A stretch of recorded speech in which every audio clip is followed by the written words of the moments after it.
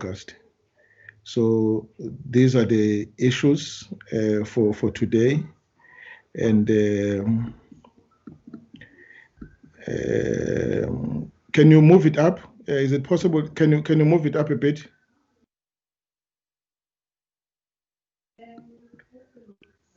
Can you move it up? Right, move up. Right. So, in other words, right. And then next week next week Thursday is the 3rd. Arising from the meeting we had yesterday, the workshop we had yesterday, we have since requested a briefing by the Chief of the South African Defence Force on the mid-term expenditure framework priorities of the Chief of the South African Defence Force and the force design of the SANDF. Minister, this item arose from the discussion on the force structure,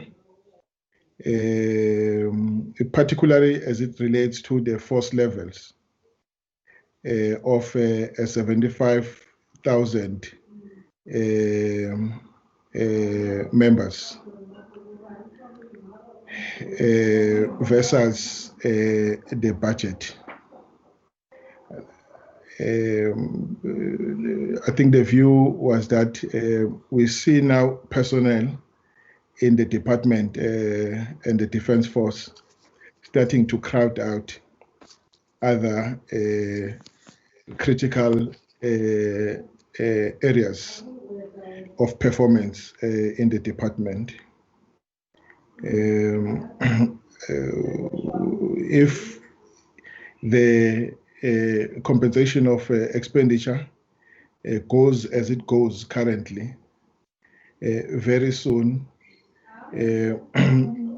we will experience weaknesses in the critical capability areas of the department. We thought that this problem stands on the way of modernizing the defense force, and it has. The department has even cut down on training hours, flying hours, and we've cut on the budget for maintenance and repairs and all that. So we thought that we must then go back to the source of the force structure. The source of the force structure is the force design. So we then asked that we be,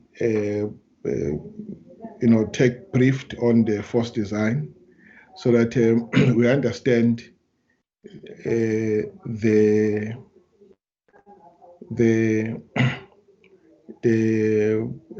threat and opportunity analysis that informs the force design, that then gives us the force structure and the force levels that we currently have. Only then we can understand why we have this problem of high personal cost in the department.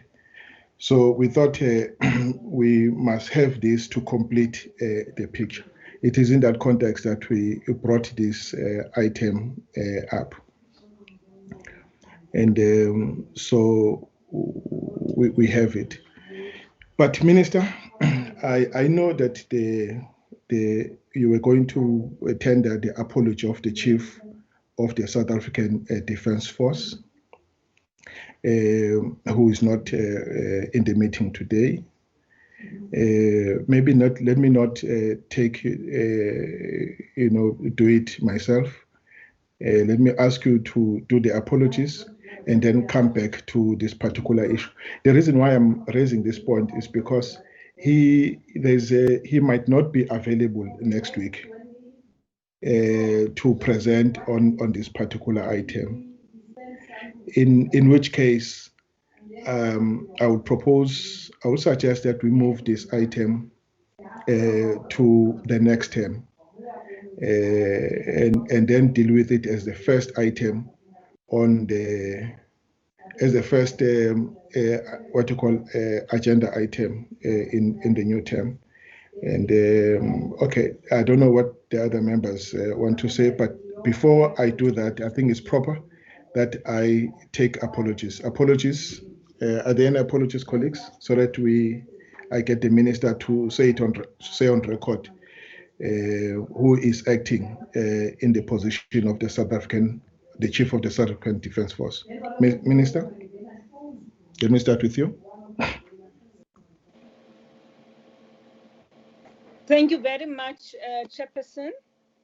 I don't know, Chair, if you are aware that on the screen you have the copy of the agenda. Yes, the copy of the agenda, Minister. Thank you very much. Thank you, Chair.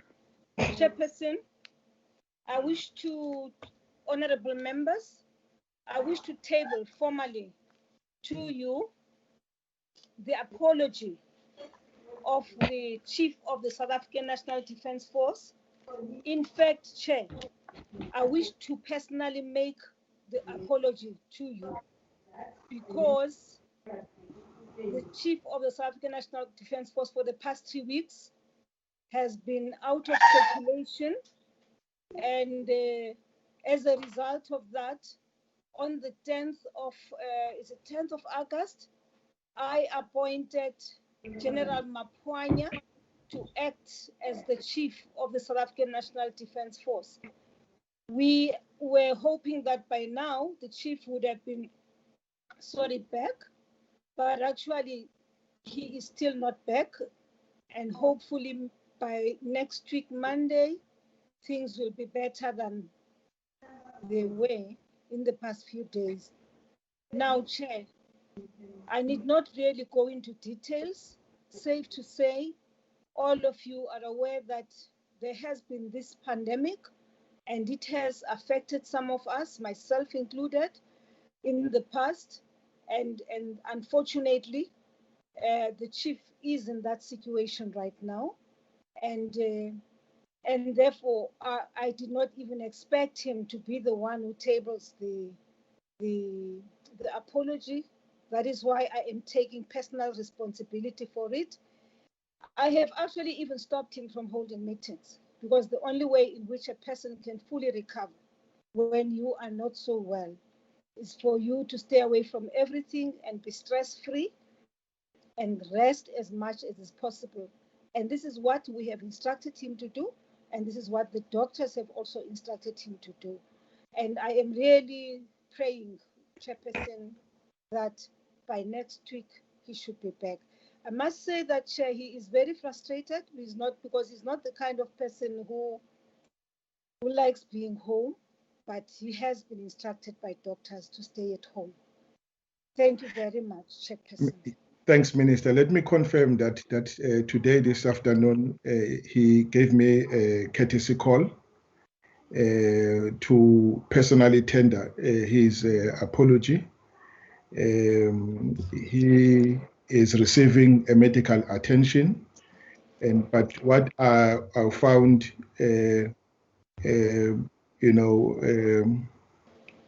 positive is that he was in good spirit. But I'm not too sure if he will be able to attend next week. Even if he does attend next week, I don't think we must ask him to just move from home to come here and brief us. We must give him sufficient time to apply his mind on the item that we thought we should put on the agenda for next week, Thursday. And hence, I'm proposing that we move it to sometime next month. I think that would be fair to him and fair to the SANDF as a whole. Colleagues, do you agree with me? Thank you, Chair. Thanks. Chairperson, yes, I mean, if someone is sick and he cannot attend, then there's nothing that we can do. However, I think we have discussed the fact that the minister hasn't, or the chief of the SANDF has, in this term, and I recall in the previous term as well, has not once appeared before the committee, which we all said that is unacceptable. Although, I mean, we must have empathy for sickness, and especially if it is the indication what the minister has given to us. I must say that obviously, if General Mpanya is now the acting chief of the SANDF, then General Mpanya should actually be in a position to give us the information, because in any event there must be a successor. If something happens to the chief of the SANDF today or tomorrow or next week, there must be someone that makes sure that the wheels are still turning. And the way that I know General Mpanya, he's probably very capable of giving us that information, being a career soldier himself. Thank you. All right. I see Mr. Mutle's hand. Honorable Mutle. Thank you, Chair and honorable members. I think, Chair, I want to support the proposal that you are making, that probably let's move, because we are not even as sure whether, if we move with the assertion that General Mapanya can take over, we are not even sure whether all powers are delegated to General Mapanya to deal with everything that we expect the chief of the South African National Defence Force to come forth and deal with them. So yeah, that's basically what I wanted to echo, to support your proposal. But in the meantime, I think on the very same item, Chair, I wish to propose that we can look at what academia or researchers, the work that they've done, and invite them, so that even by the time we meet with the chief, we shall have sufficient information of what the academia feel, or what is their view with regard to the matters that we want to discuss, because COVID-19 has impacted all of us, has imposed, has restricted us from doing some of the things that we are supposed to be doing. At this stage, we shall have conducted study tours, oversee and checked how other militaries are conducting their work insofar as force design and rejuvenation is concerned.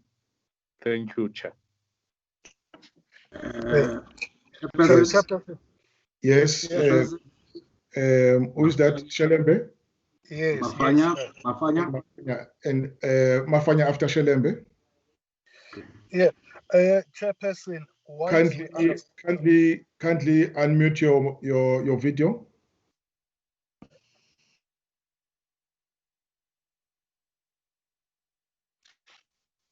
Hello.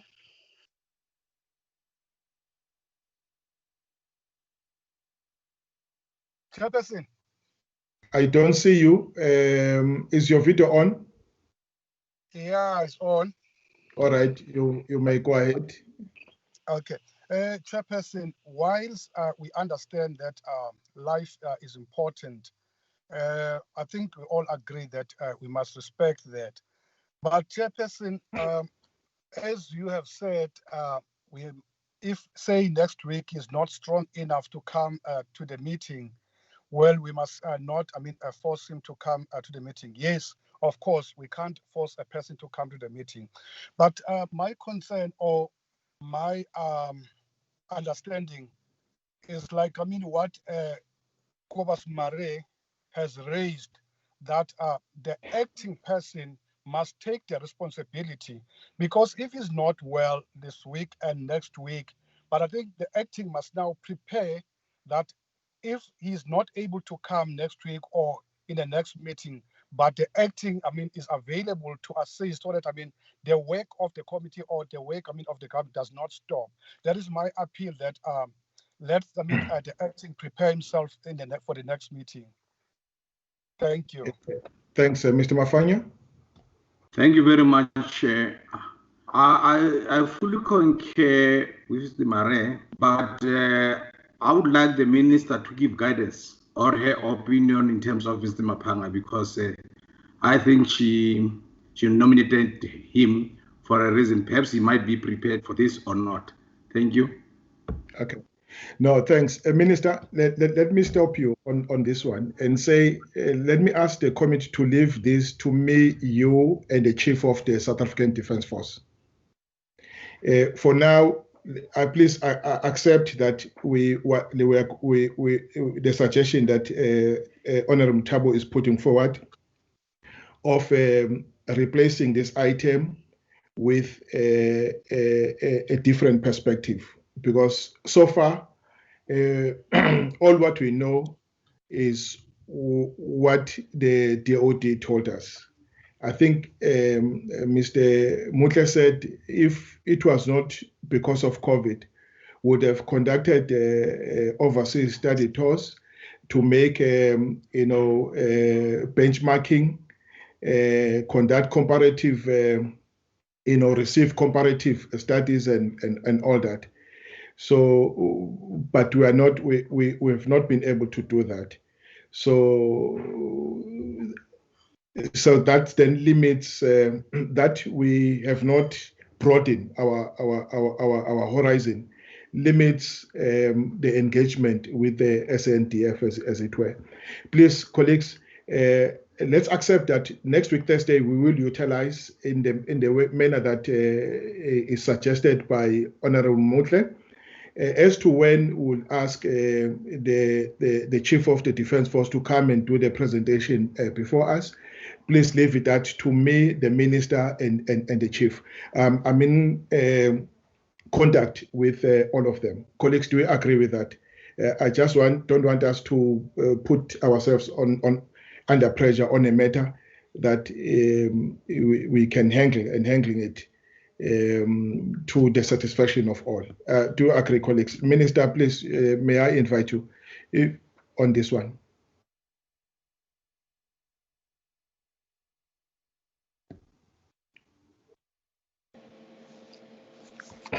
Co-chairpersons of the Joint Standing Committee on Defence and Military Veterans, Deputy Minister of Defence,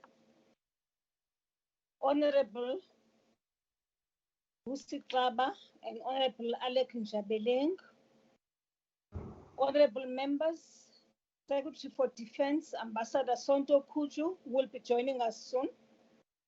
Acting Chief of the South African National Defence Force, Lieutenant General Mwapwanya, and his officials.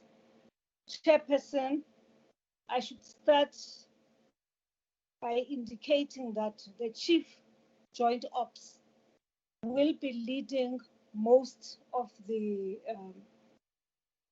briefings to the committee as an acting Chief of the South African National Defence Force, having tabled formally to you the apology of the Chief of the South African National Defence Force. And I must say that, Chair, I am very happy that the Chief did call you this afternoon, formally, had himself, just to let you know how he is doing. Yeah. We've been requested, Chair, to appear here on 3 topics as submitted by notice to us on the 21st of July, 2020.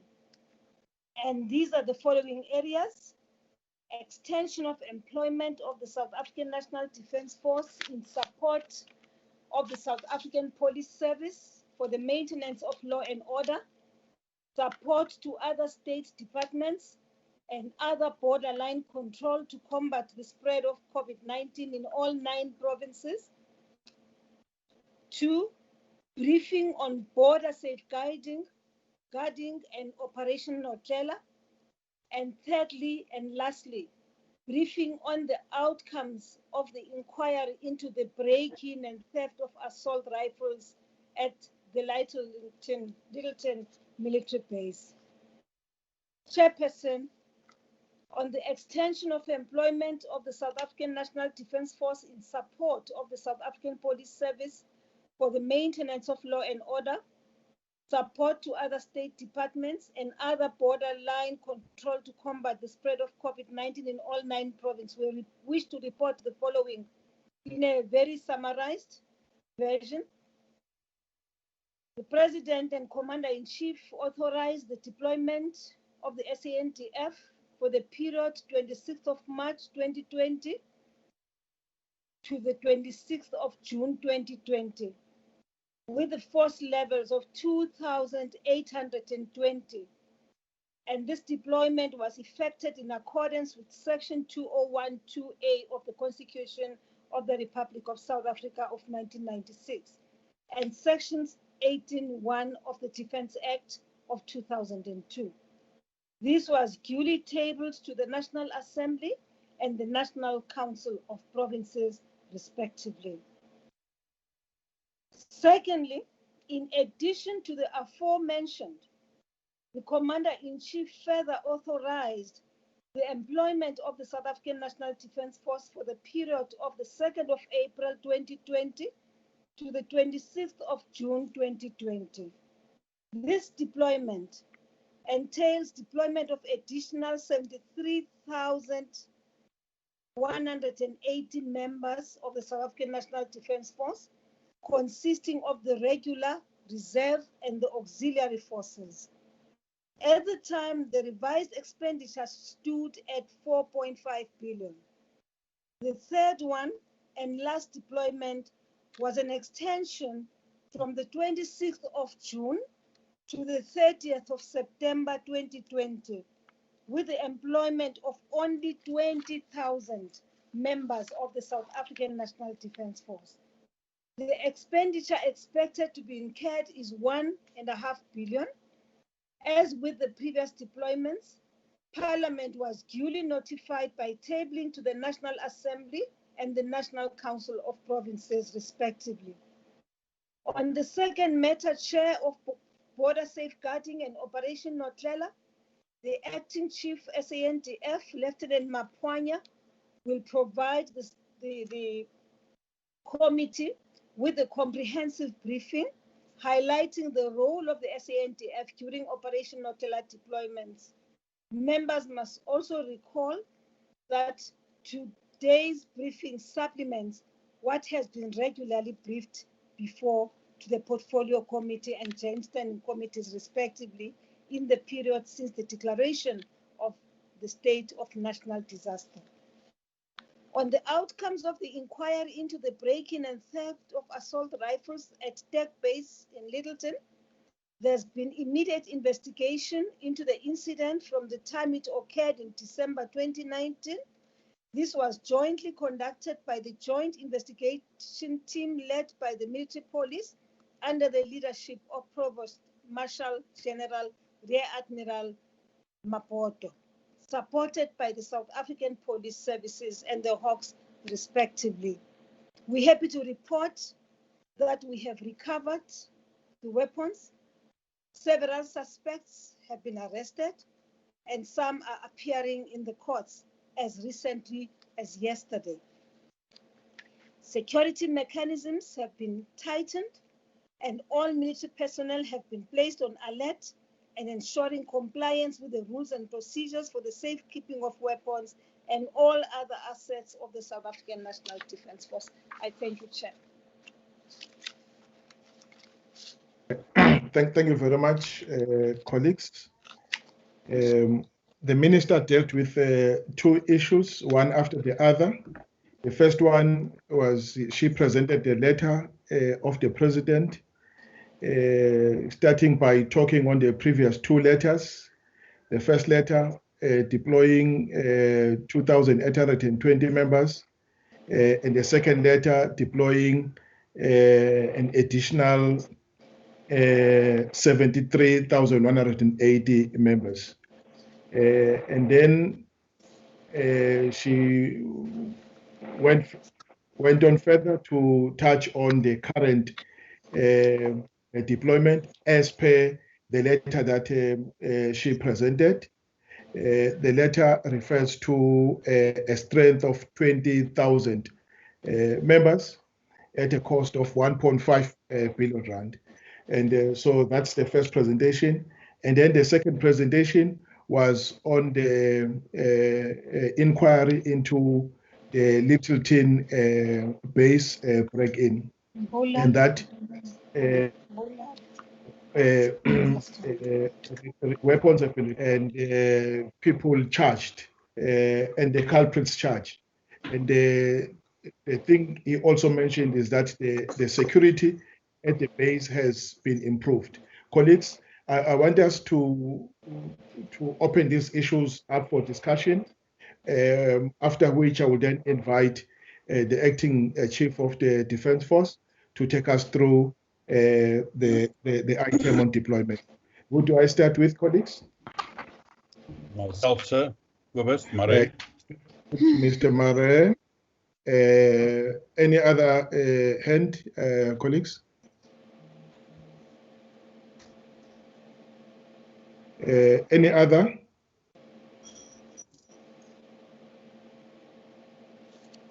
I'm going to nominate you now. I nominate you, Mr. Mafanya. Is Mafanya still in the meeting? I am, sir. And Honorable Mutle or Bucas, who do I nominate between the two of you? Ms. Bucas, I nominate you to talk on these two issues. By powers vested in me, over to you, Mr. Mare.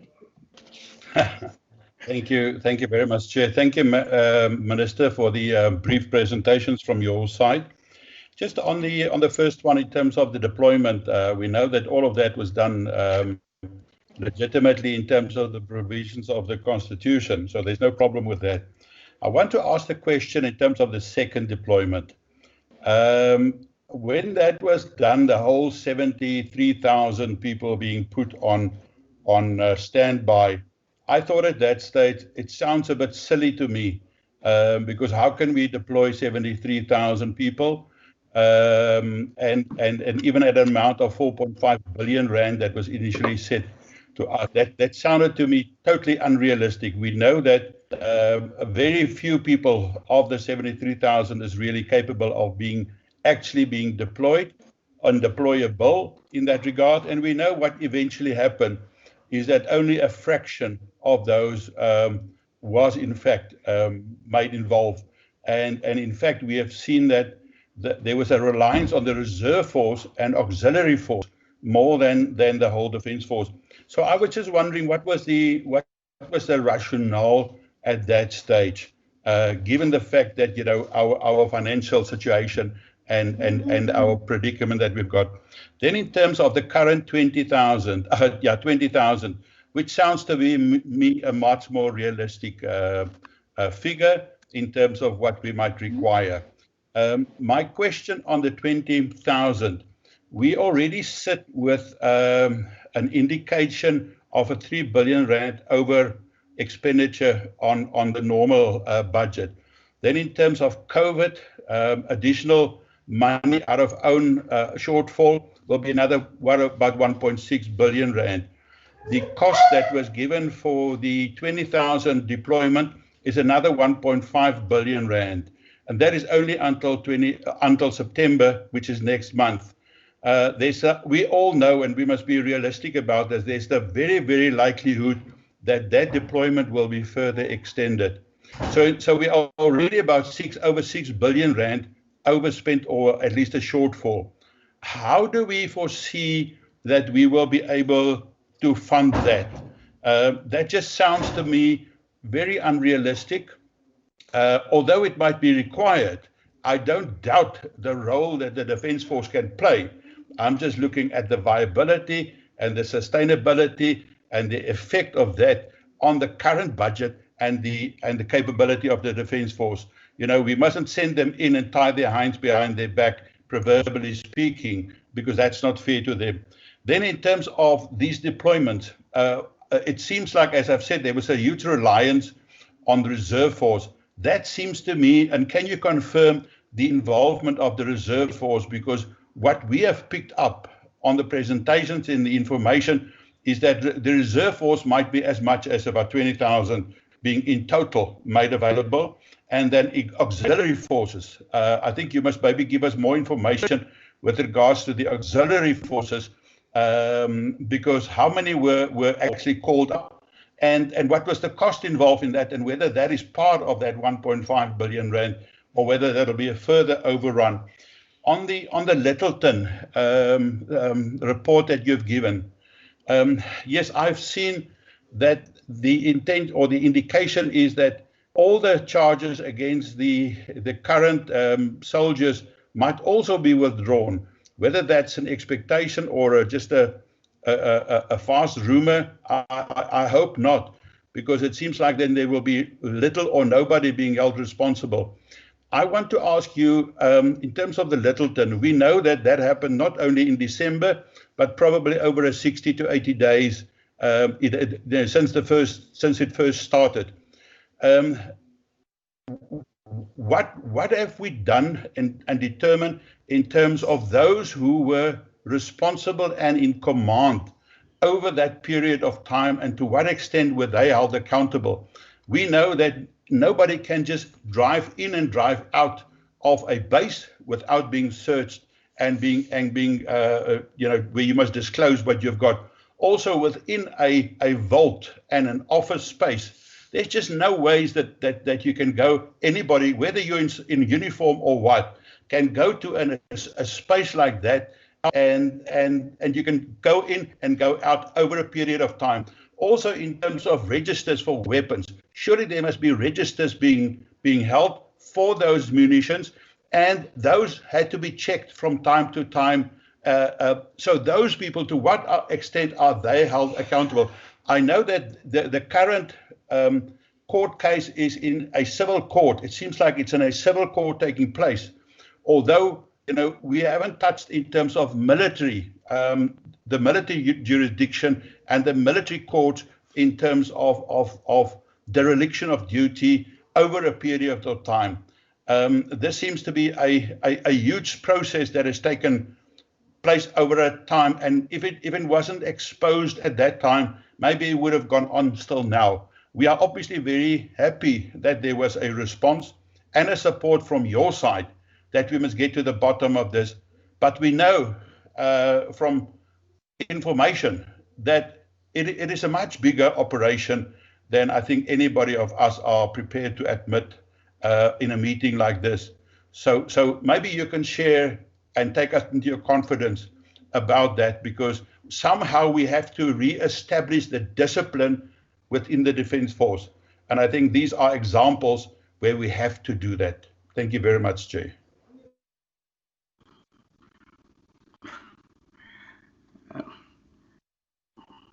Chairperson. Chair, on a point of procedure, if you allow me. Yes, Minister. Chairperson, when I thought I was doing the introductory remarks to cover very briefly the areas you had requested us to present, and that afterwards you'd allow each item to be discussed, to be led by the officials, the generals who are here with me, so that we unpack all of the matters and members are free to raise questions.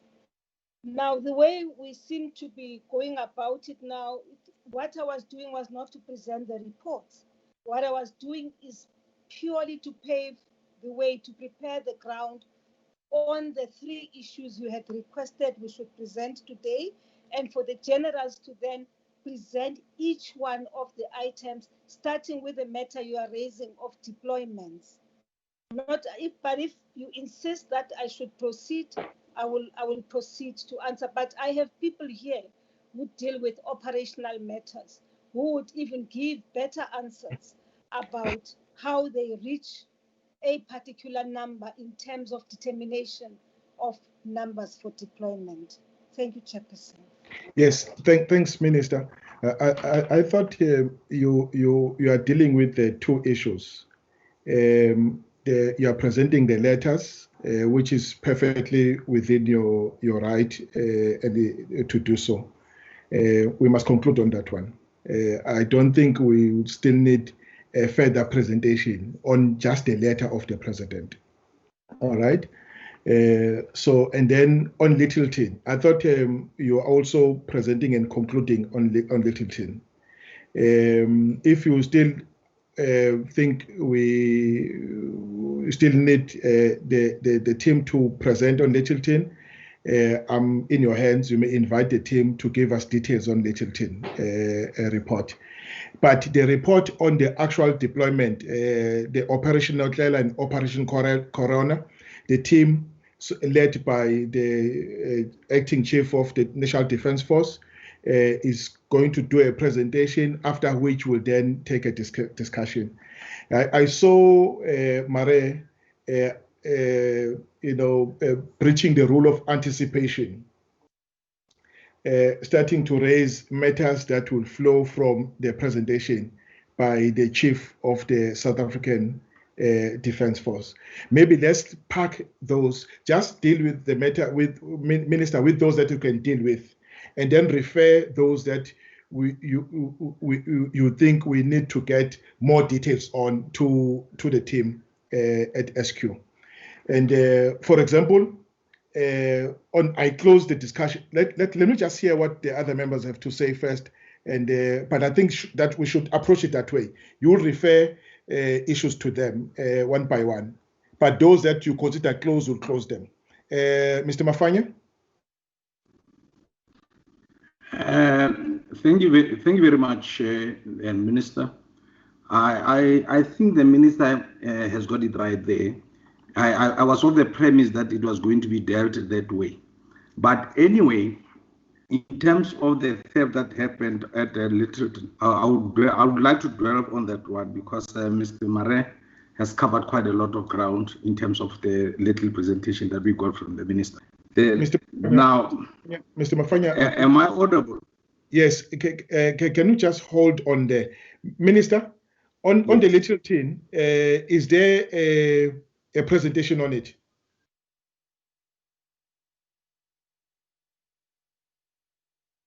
Thank you very much, Chairperson and honorable members. Chairperson, I thought on Lyttelton, which is the directive I gave to the Prof.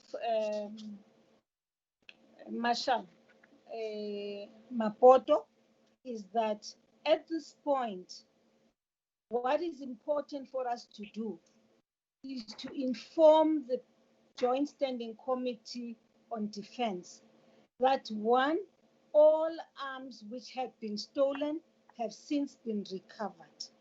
And that secondly, and I think this one I did report to you immediately after the theft, that we were charging people who at the time were being charged for negligence. In other words, we're charging people not necessarily for stealing the weapons, but for negligence, because these are people who are in charge of the base. That's number two.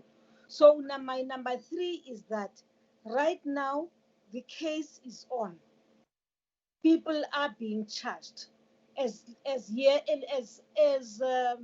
as yesterday, there were people who appeared in court, and my plea, Chairperson, if honorable members do agree, is that we rather don't go into detail of the case, seeing that the case currently is in court.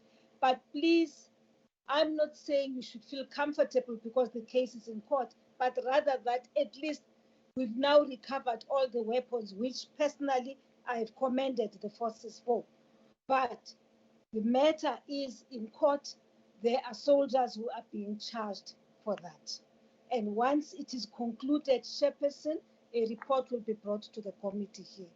Thank you, Chairperson. Exactly, Minister. I thought that indeed you had concluded on these two items. Hence, I allowed a discussion on them. All right. Honorable Mafanyage, you are on the platform. Okay, thank you. I do understand that the matter is before court. though it is like that, there are a few things that I wanted to highlight in terms of that. I'm not going to go into the details and the merits of the case.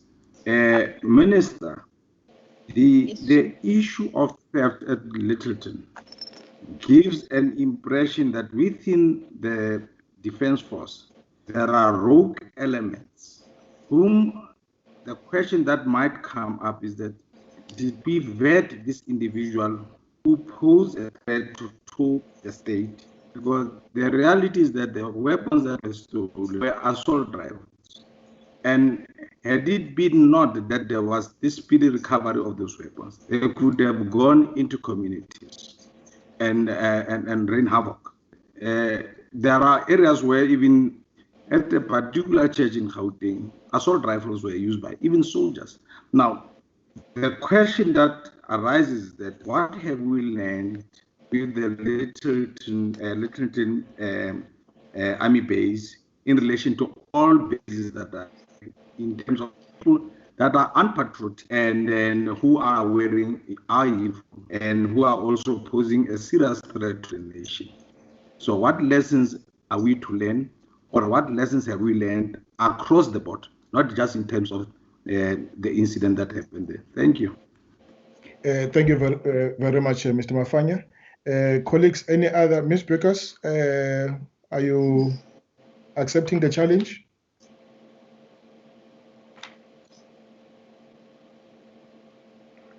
All right.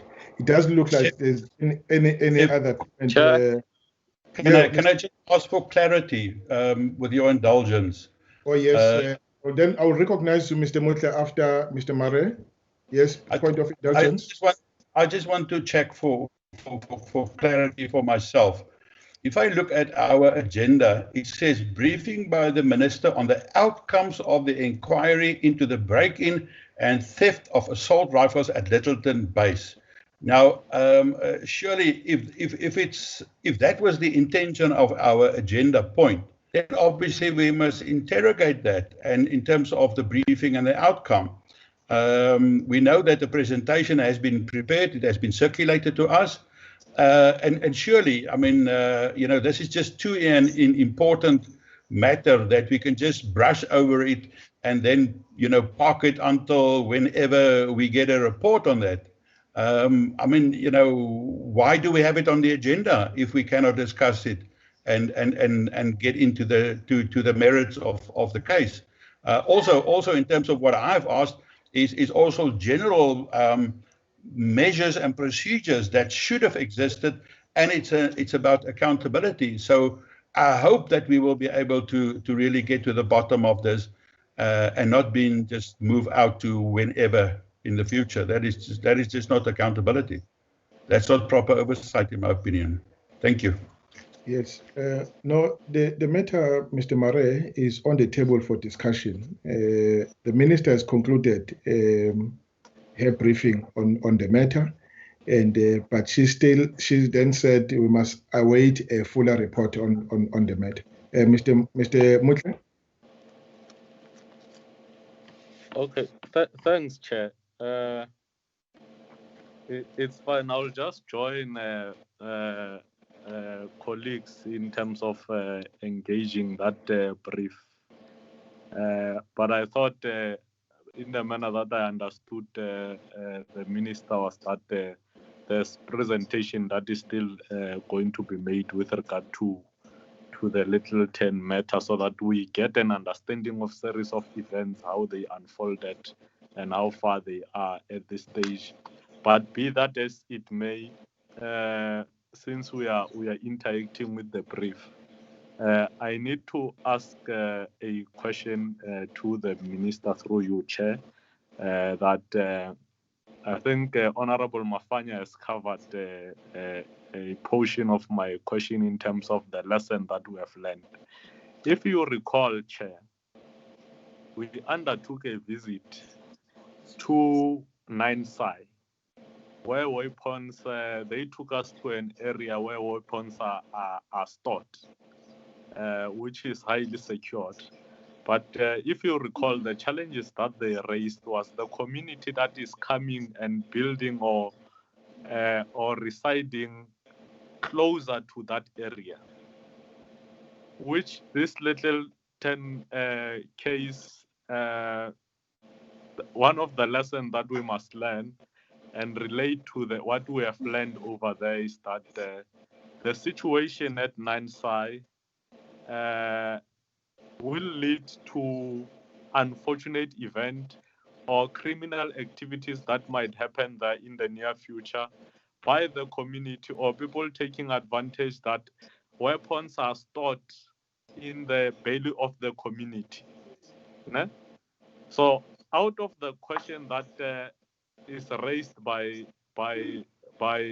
Honorable Mafanya, if the minister is aware of situation, not only in that base in Nansai and all the bases, what is it that they are doing to ensure that wherever weapons are stored, they are secured, and where they've got challenges like the one that we have been presented to us in Nansai, what is it that they are doing to engage local government to ensure that people do not come closer to where these weapons are, because it poses a risk seated where I'm seated, because if people are situated or are residing next to where weapons are stored, there can be explosion that might affect people, or there's very people within those communities, they might be criminals who might be studying to find a way to steal those weapons without even internally or working with people internally to steal these weapons, and which will pose a risk to society generally. Thank you, Chair.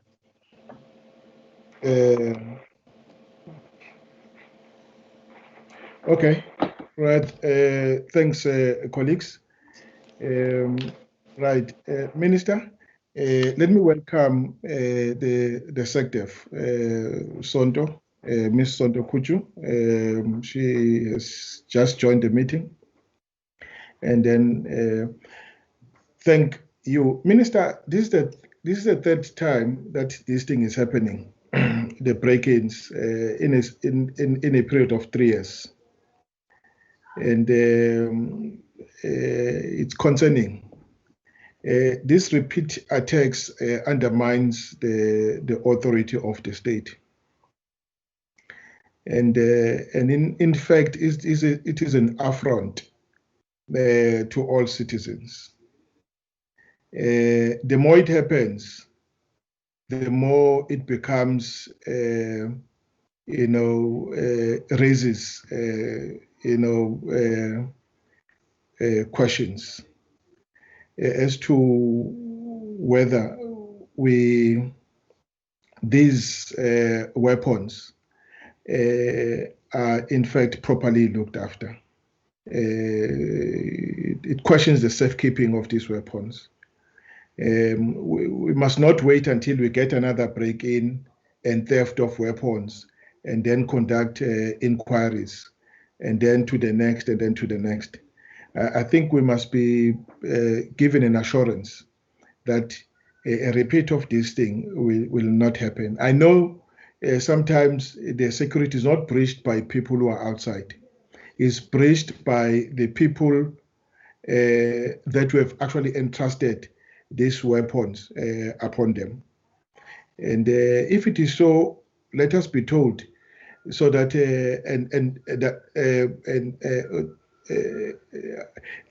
how the department is dealing with this particular situation. I think the day we descend harsher on those that are found to be responsible, in my view, that's the day this thing comes to an end. But the acting chief of the defense force is in the meeting. He may want to comment on this particular item. The first time it was in Tembe, in Bloemfontein. The second time, Mr. Mutle mentioned it was in Simonstown, in Cape Town. And now is the Lyttelton in Gauteng, in a space of about 3 years. And Chair, it was also at Nansai. It happened at Nansai. It was also at Nansai, And I mean, if the society is not outraged at this, I don't know what else would outrage society. All right, we've spoken on this, Minister. Again, we're limiting our discussion to these two items. Over to you. You may want the team at the HQ to comment on the specifics, but I leave it to you, Minister, to make that determination. Thank you very much, Chairperson. Chair, just to firstly break the news to the committee, which I've just received as we are sitting here, that VJ, our former Surgeon General, VJ Ramlakan, just passed on. May his soul rest in peace. He only retired probably about 3-4 years ago. And I'm assuming that it is COVID. May his soul rest in peace. Yes, Minister, we convey our apologies to the family of the former Surgeon General, Mr. Ramlakan, and then say, may his soul rest in peace. Yes, Minister. Thank you very much, Chairperson. Chairperson, the matter of breaking ins and stealing of firearms, actually, I hear you, Chair, saying 3 incidents in the past 3-4 years. But actually, it started as early as 1994, 95, 96, at the very temple. As people were integrating, others were looting and stealing firearms which belonged to the state. Now, the question which has been raised here is whether, by Ntate Mafanya, is whether in fact people are subjected to a security clearance. People, yes, all members in uniform must be subjected to a security clearance. And obviously, it would have been people who at some point even had top secret kind of security clearance.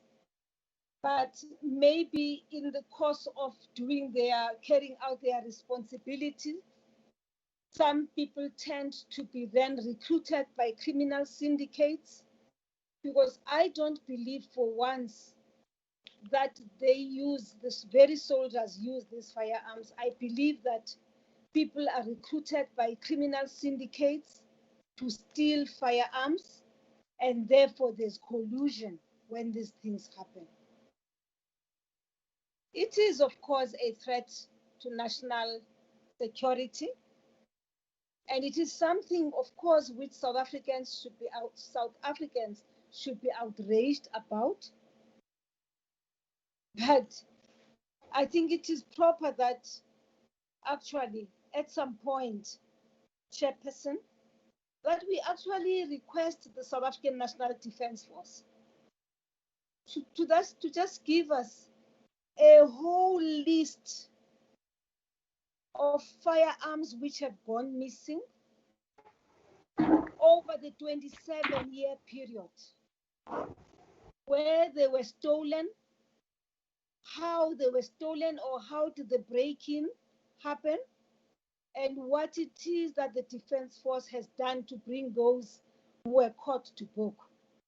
But I certainly know that there was a time when they would disappear and people would not be arrested because we would not be able to trace where those firearms have gone to. I'm just saying, as a matter of fact, this is not a new thing. So we can't say, put it at 3 years. We should put it as far back, in fact, as right into at the beginning of our democracy as we were ushering it in. Arms, perhaps even bigger than the ones we are referring to, were stolen, and people continue to steal firearms. Now, no justification for a continuation of that. Not at all. Except to say that it is very clear that as we work with people, people tend to forget about issues of morality, issues of ethics, issues of the Constitution and the flag and the oath they have taken as uniformed members. I can only say that, but I do want to say this, Chair, that with regards to this particular case, the Lyttelton case, one directive which came out from both myself to the chief and from the chief to the chief of the military police was that commanders must command. Commanders must account, and commanders must take responsibility. And therefore, that is the reason why we did not wait for the full investigation to determine who stole the firearms. Right from the beginning, we decided that the people who are responsible for the upkeep of the soldiers in that base, for the stocks, for everything that relates to the armory at the base should be charged, and should be charged for recklessness. So for me, and negligence, for me, what that means is that we are enforcing accountability and taking responsibility. So we didn't wait. The ones who are being charged now obviously would be charged for the actual act of stealing the weapons. But the group which, when you saw the big group appearing, it was because we were trying to narrow it down and zero on the people who in fact should be taking responsibility for the upkeep of the base.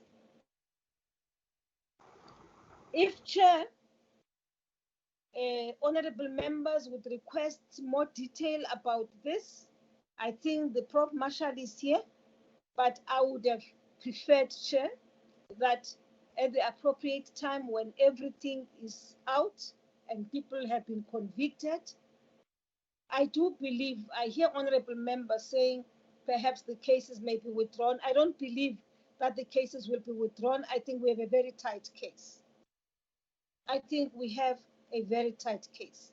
So if anything, when people come here to brief the committee, it should be about conviction. Of course, people say don't prejudge an issue. We are not the judiciary. We have a military justice system. They are the ones who will take the decision. But I think my understanding is that we have a watertight case against the individuals who are now appearing before the courts. Thank you very much, Chair. Thank you so much, Minister. Colleagues, I think we should move forward on the note that once the matters have been concluded, the Minister would then come and brief the Portfolio Committee, the Joint Standing Committee on Defense. That there are people who are going trial, it means that the matter is sub judice under investigation, and that will try to keep as much information, protected until we have secured conviction on those that are standing trial, as it were. So, colleagues, do you agree that we must turn this matter down? But I must say that the committee is unanimous in condemning the incident, colleagues. Colleagues, can you then move forward on this one, on these two matters? The first one, we concur with the President that the decision to deploy the 20,000, number one, to extend the the state of national disaster, and two, to maintain the deployment, albeit being reduced to 20,000, is still appropriate, and we are not out of the wood as yet. COVID-19 is still with us, is going to be with us for some time, and we still need our frontline personnel to continue to be in the frontline trenches, as it were. So we don't want to lower our guards at this point as yet. Yes, we've moved from level 5 to level 4, and we are now at level 2. But consistent with the principle that we must not be irresponsible in opening the economy and removing the lockdown, I think we support this move that the president has actually adopted. All right. Colleagues, we have concluded these two issues, and I don't think there is any. Yes, sir. Chairperson, yes, I just think that my questions is not unreasonable with regards to the deployment, and it certainly has got an impact on the Defence Force. And my request would be that the minister respond, or get at least the opportunity to respond to my questions with regards to those deployments, because those are still unanswered questions. You know, I nearly said, Mr. Mare, why I wanted to say that is because we are yet to get a presentation on the deployment. 2 deployments, Operation Notlela, that is a deployment they are talking about. And then the second deployment is on the borderline, styled Operation Corona. So I don't want us to take this discussion in piecemeal. Let's get the full presentation from the team under the leadership of the acting chief of the SANDF that has prepared for this meeting to launch into the presentation. We'll ask questions, then they will come back and respond. The minister will then, during that period, pick up on the issues that will still be outstanding, needing outstanding for replies, or needing her to respond to. All right, let's leave it at that for now. Let's manage it, this thing, so that we all follow the discussion. And I now move off these 2 items and to the item that would be transacted by the General Mapwanya on the deployments. General, Siguwe Mhlekazi, siyakubingelela again.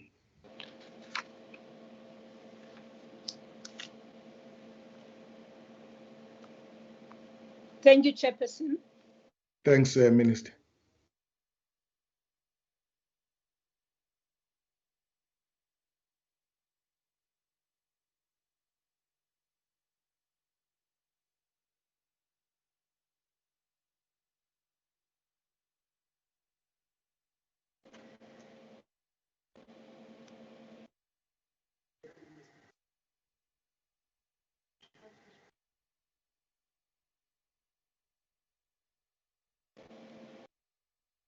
General Mapwanya,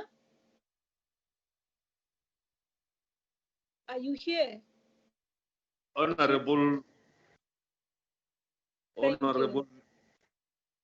Yes, General, you are not audible, hence the minister called you.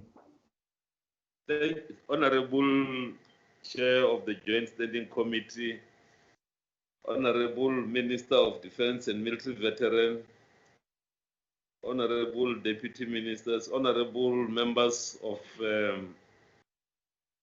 Joint Standing Committee on Defense, SANDF.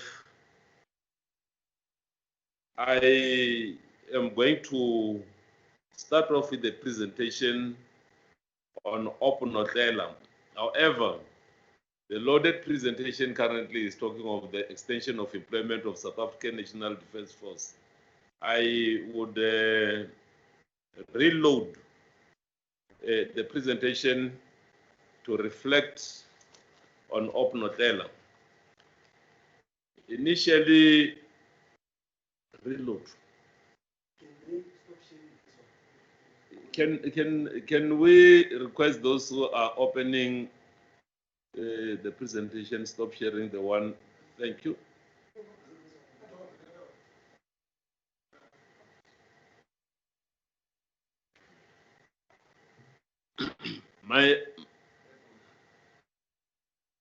My apology, Chair. We are good at preparing for war.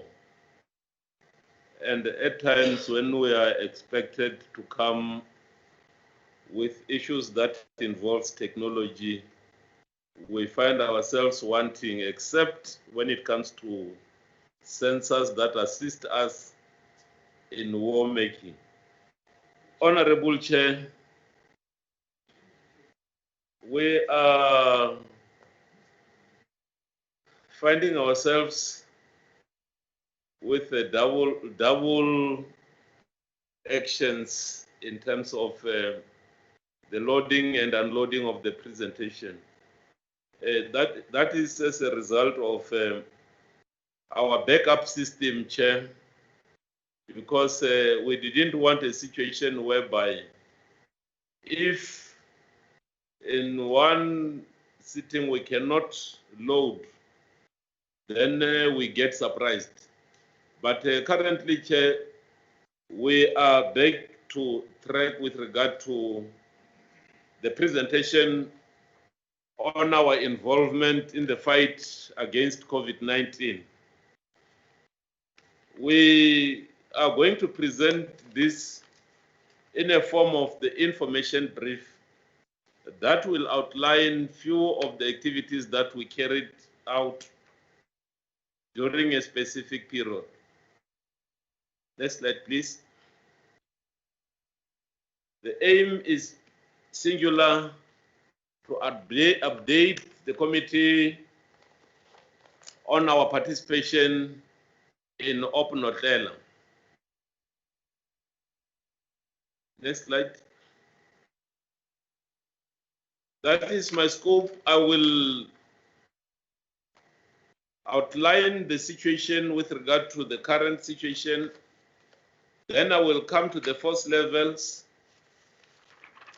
From the force levels, I will deal with the core business of what we are concentrating on at the moment with regard to Operation Notlela in the advent of the lowering of the alert level.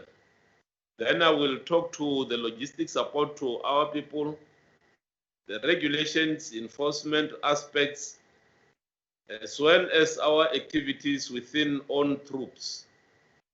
And then the support that is rendered to Operation Notlela by various entities within the South African National Defence Force. Next slide. The epicenter, as is already outlined, currently we are having Gauteng as the epicenter, followed by KwaZulu-Natal, Western Cape, and then Eastern Cape. Level 2 had been declared as of Tuesday, the 17th of August, and the period for reporting on this matter currently, Chair, we are looking at the period from the 1st of June until the 20th of August, 2020. We refrained from reporting from the 27th because there is an overlap in terms of activities that takes place. Honorable Chair, the personnel strength in Operation Notlela, we have employed 8,076 members. That now speaks to 11 battalion headquarters, 36 subunits, of which 24 were from the regular forces and 12 from the reserve. Let me pause here, Honorable Chair, to indicate that the force employment is done in the ratio 1:3, implying that whilst we are employing 8,076 members, An equal amount of people should be in training, preparing for the employment. And whilst the same are preparing, those that had been in deployment should therefore be in rest, preparing to go for further retraining. That now brings us to, at any given time, you therefore will have almost 20,000 people that are in training. Next slide, please.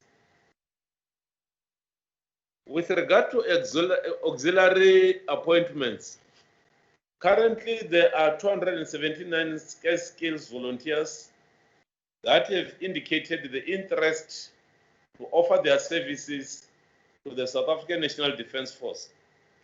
Out of that, there are 35 doctors and 100 allocated posts were put to bear. We also have 40 nurses that received appointment letters up to date. The appointment letters to 33 support staff has also been sent to the volunteers. These are the people that were not enlisted in the South African National Defence Force, but have volunteered, and we had to bring them into service. Next slide, please. Chair, this is the slide that is showing the areas where our people had been deployed. There are 2 battalions deployed in Gauteng that comprises of both 2-1 and Regiment Linong, together with other elements of environmental health. So, Chair, in each and every province, other than in Gauteng, we have deployed a battalion. Gauteng is the only province that has a deployment of 2 battalions. Now, of late, when we realized that there are more challenges in Limpopo province, we increased additional battalion to go and serve on Operation Notlela with regard to reinforcing the entities that are busy with Corona. But this element, it is purely Operation Notlela in the areas that supports the entire province. So each and every province is allocated with 1 battalion, as I indicated. Suffice to say that it is not necessary for now to stipulate which battalion is placed where, as it is appearing there. Next slide, please. With the lowering of the alert level, our focus was mainly on humanitarian health support to our people. Next slide, please. This activity is coordinated by the Prof joints, and we do provide support and deploy with the Department of Health and other humanitarian agencies. We had been doing decontamination in buildings that had been identified and reported to have had cases. We have partnered in the delivery and distribution of food parcel. We were also instrumental in the increased effort for awareness education to our people with regard to COVID-19. We have also deployed members to conduct scanning and screening. Other than that, because COVID requires us to have a lifestyle that requires that we need to wash our hands more regularly, and our people in the entire Republic of South Africa have a challenge of potable water. So we have also deployed elements that had been responsible for water purification and delivery of water to the needy. We have also continued to provide assistance to other governments, departments like the Department of Education and many other departments when and if required. Next slide, please.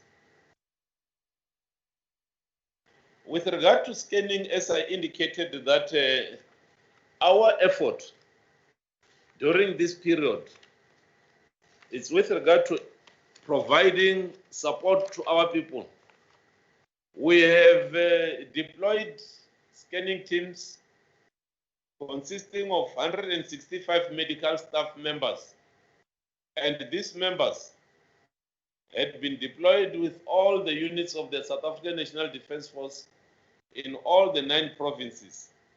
These medical staff members continue to perform thermal scans on the population, both during patrols, vehicle checkpoints, and at roadblocks. Next slide. These are the outcomes of the scanning processes that we have done. During the period of August, 61,915 nationals had been scanned, and of that, we haven't had a single referral. But for the entire reporting period, as I indicated, from the 1st of June, we have scanned 716,599 nationals. And of this number, 1,613 had been referred for further testing. Next slide, please. We also continued to provide the primary health care teams that were busy with both screening and testing. 39 primary health teams comprising of 185 members that includes 36 doctors, 84 nurses, and 65 auxiliary staffs were deployed to all the 9 provinces to support the National Department of Health with its mass screening and testing initiative. These members had been using the tented primary health facilities so as to be able to move from place to place and continue to provide that services to our members. These teams are deployed both in urban and rural areas because of the flexibility of the infrastructure that we provide in areas where infrastructure is not available. Next slide. These are the outcomes of our screening process. 57,658 nationals were screened, where 1,953 were referred. The progressive total for our screening is 548,915 nationals and 15,372 referrals. Next slide, please. With regard to other healthcare support, there are a number of healthcare teams that we have sent out to single out the 96 psychosocial members that had been spread throughout all 9 provinces to support with possible psychological distress that comes as a result of the pressures of the COVID-19. We have also put together a medical response teams. These are 9 teams that are spread across the 9 provinces, and there are 3 national coordinating centers, both in Pretoria, Bloemfontein, and Cape Town. These teams are placed on call such that should there be any suspected case, these teams will go out and attend to those cases instead of our members going to the hospitals. That is the main purpose of putting these teams together.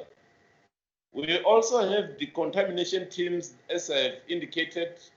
5 of these teams, consisting of 43 members, are always on standby, and we have, from time to time, assisted in the decontamination of some of our facilities and other facilities that do not belong to the South African National Defence Force, like schools and offices of the government departments that had requested the support from the South African National Defence Force. These teams continues to provide the decontamination services to all the areas that an outbreak is reported. Next slide, please. Let me just touch on the support that we have rendered to the provincial structures. In Gauteng, the South African National Defence Force is currently busy assisting with the creation of a 50-bed ICU high care facility in Sebokeng and also in Jubilee Hospital. These facilities are ready for occupation now towards the end of August 2020. Other than that, the South African National Defence Force is continuously assisting with administrative support in the form of data capturing of medical records at 15 overburdened hospitals within the Gauteng province.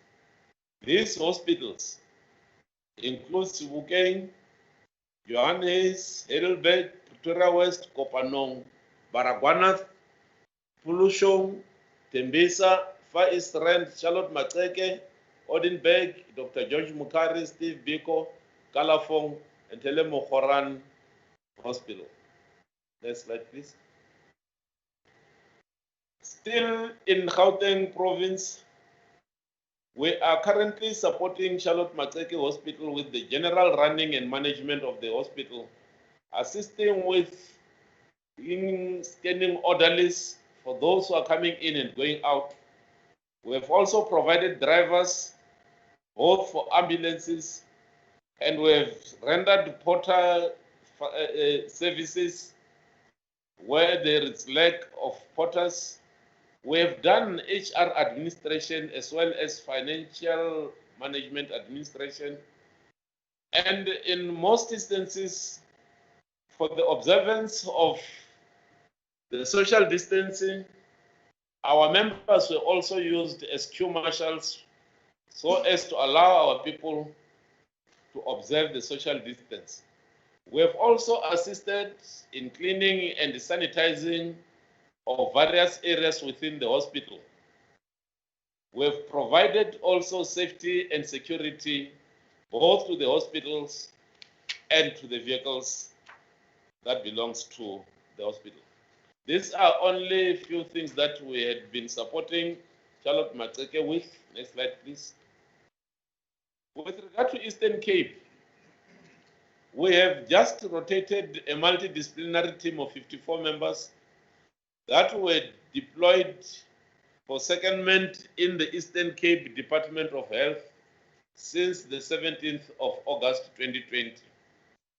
The team will continue to rotate between hospitals as identified by the Eastern Cape Department of Health so as to be able to provide the necessary help to those needy in areas where they are overwhelmed.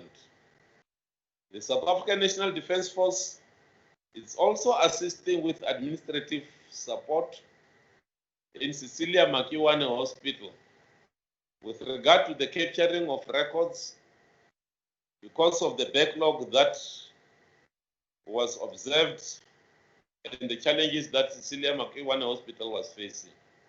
Next slide, please. With regard to logistical support to our people, next slide, we have deployed a total of 180 engineers from the South African National Defence Force to all the 9 provinces in support of the Department of Water and Sanitation. These teams, they are providing water purification, and up to so far, the total of 16,407,000 litres has been purified, of which 15,058,500 litres had been delivered to the needy over the reporting period. Next slide. As I indicated, we are also involved in regulations and for enforcement of the COVID regulations. And in this case, these are law enforcement activities that we are involved in. Next slide. This effort is coordinated at the Prof joints under the leadership of the NET joints. We have started now and continues with roadblocks in terms of enforcing the curfew, as well as vehicle control points. We are also doing foot patrols and vehicle patrols. All these activities are focused on ensuring adherence to regulations. Next slide. During the reporting period, 607 roadblocks were put together. I'm talking about deliberate roadblocks. A total of 13,600 infringements were reported, and these people were brought to books. We have conducted 1,108 vehicle control posts, where 5,820 transgressors were brought to book. We have conducted 4,169 patrols, and during these patrols, we have got hold of 9,772 transgressors that were brought to book. Next slide. Regarding the enforcement outcomes for this reporting period, let me just indicate the total numbers that we managed to put together. Fines to the tune of 1.8 million were issued. 4,088 people were arrested. We have fined people that violated lockdown regulations to the total number of 3,190. And only within the Operation Notlela environment, 318 weapons were recovered or confiscated.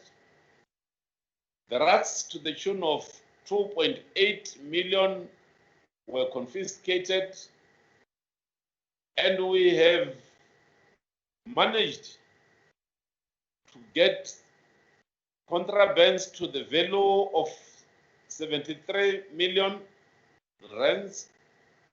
Next slide, please. Regarding drugs, I just want to indicate that the cash that we got with regard to the drugs that we have indicated, the monetary value, Dhaka, we managed to get 219 kilograms of Dhaka, 313 tablets of Wunga, 13 tablets of Mandrax, and 21 sachets of Peak. Next slide, please. Regarding the contraband, the majority of items that we confiscated, Chair, are things on which sale bans were instituted in the form of tobacco products and alcohol that comprises of spirits, wine, and beer, as well as home brews distilled to commercially produced products. The counterfeit goods, such as clothing and footwear, were also confiscated, but to a very lesser extent. Next slide, please. Whilst we were providing support to our people, it is also important that we also look after our own so that we can continue to provide the necessary support to the people of South Africa. Next slide. The following aspects regarding psychosocial support were conducted. Trauma briefing and deployment resilience was given to our deploying troops. We have continued to provide support to those members that are in isolation and quarantined. We have done psycho visits to deployed forces and continued to provide telephonic consultations and counseling sessions to all our deployed members. We have also deployed environmental health officers that conducted wellness inspection to all the places where our people are residing. Next slide, please. Other than that, we have done scanning, screening, and testing for our members so as to ensure that there is no cross-infection amongst our members. And all members that were found to be positive were put on quarantine in the quarantine sites that were prepared. And those that had tested positive were placed in the isolation facilities. Others were placed in the National Department of Health facilities where we haven't got ready-made facilities and where the Department of Health had also indicated that we can co-use the facilities. All this were done within the guidelines of the National Department of Health. Next slide, please. These are the outcomes of activities that we have conducted for our own members. For this month, 136,537 scans were done. For the reporting period, 717,408 scans were done, and we have screened 41,832 own forces for this month. And for the reporting period, the cumulative total comes to 107. Next slide, please. Let me just report that currently the total number of people that are, the total number of quarantine, those who are quarantined in various provinces, total of 108, 48, 0 in Eastern Cape, 48 in Free State. Currently in Gauteng, there is nobody. KZN 9, Limpopo 10, 25 in Northern Cape, Northwest 5, and Western Cape standing at 11. Next slide, please. In isolation, currently the total number of 20 spread across the provinces as shown on the slide. Next slide. The active cases that we have observed in comparison to the national totals are shown on the slide.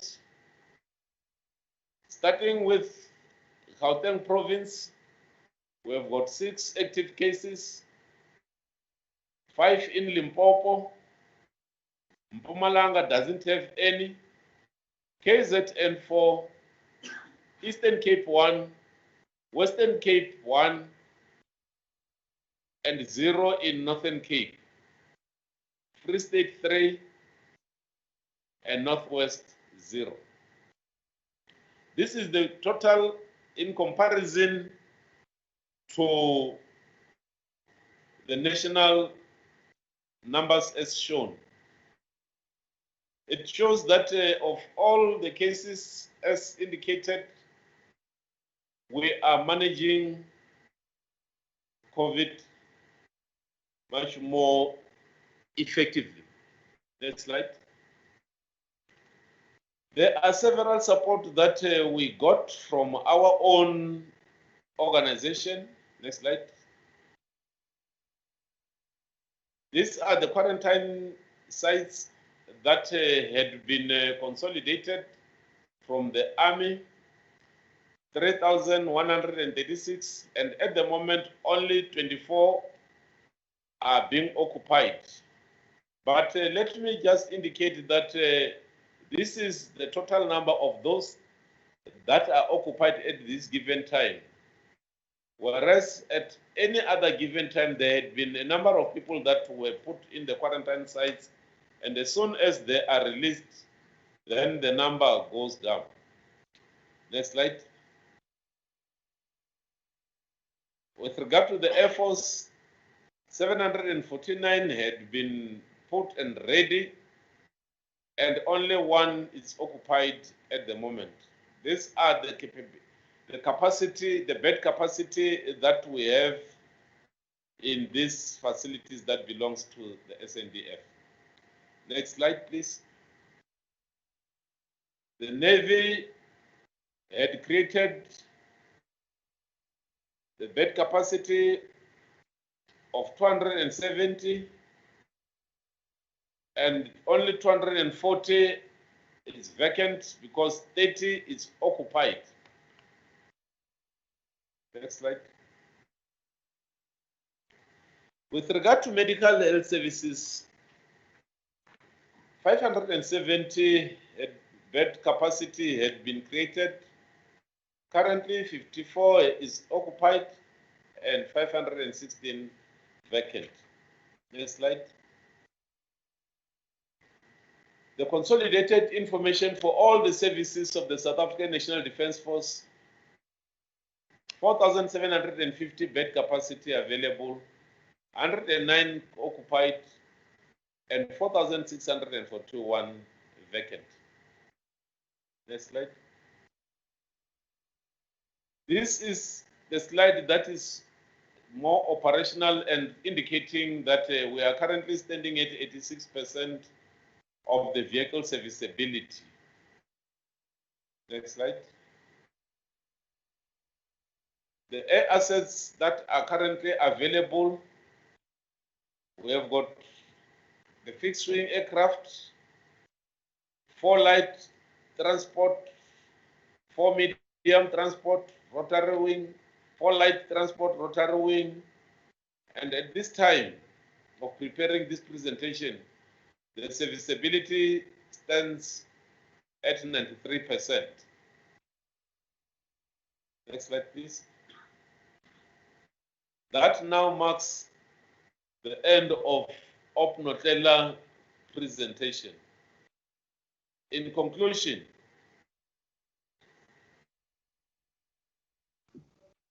our involvement had always been geared towards supporting our people and the well-being of many South African citizens. We haven't confined our effort to the soldiers alone, but to the entire nation.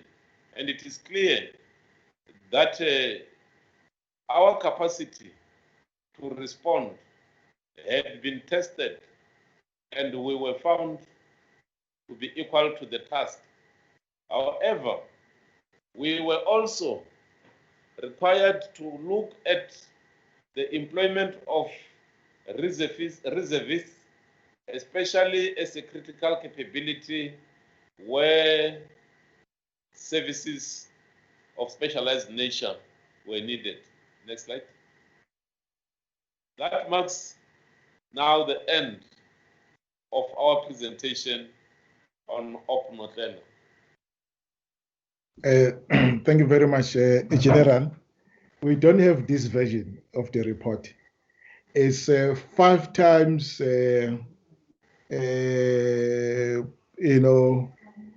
more detailed than the previous one.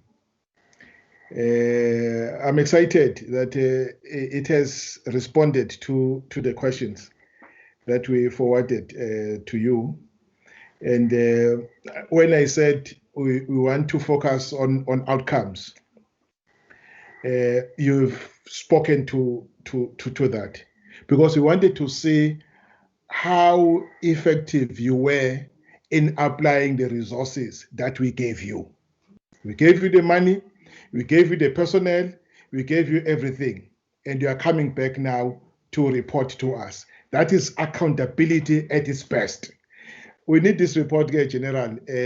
I'm sure you will forward it to us, this latest version. I'm excited by it.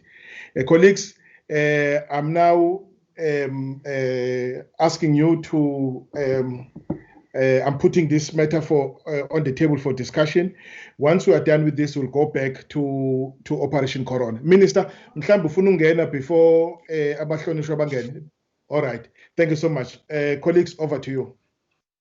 Mare, I will start with you.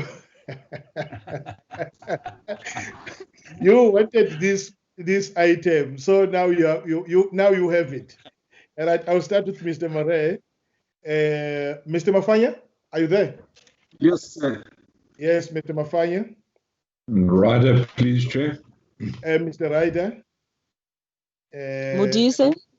Miss Modise. And then who else? Thank you so much. Right, I will start with you, Mr. Mare, Mr. Mafanya, Ryder, and then Miss Modise in that order, please. Mare. Chairperson, thank you very much, and thank you, General, for that presentation. I hope I do not have to, repeat my questions in this regard. I think the Minister and General Mpanya has that, and I would appreciate their response to that. Question, right, yeah. Then, just additional to that, I just wanted to ask about the field hospitals.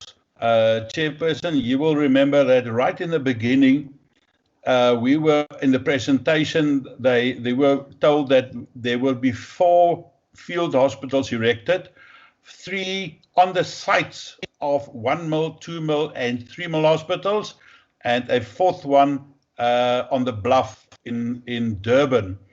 The other day when we posed those questions, it was only told to us that I think the 7th floor in one military hospital is being turned into a field hospital facility.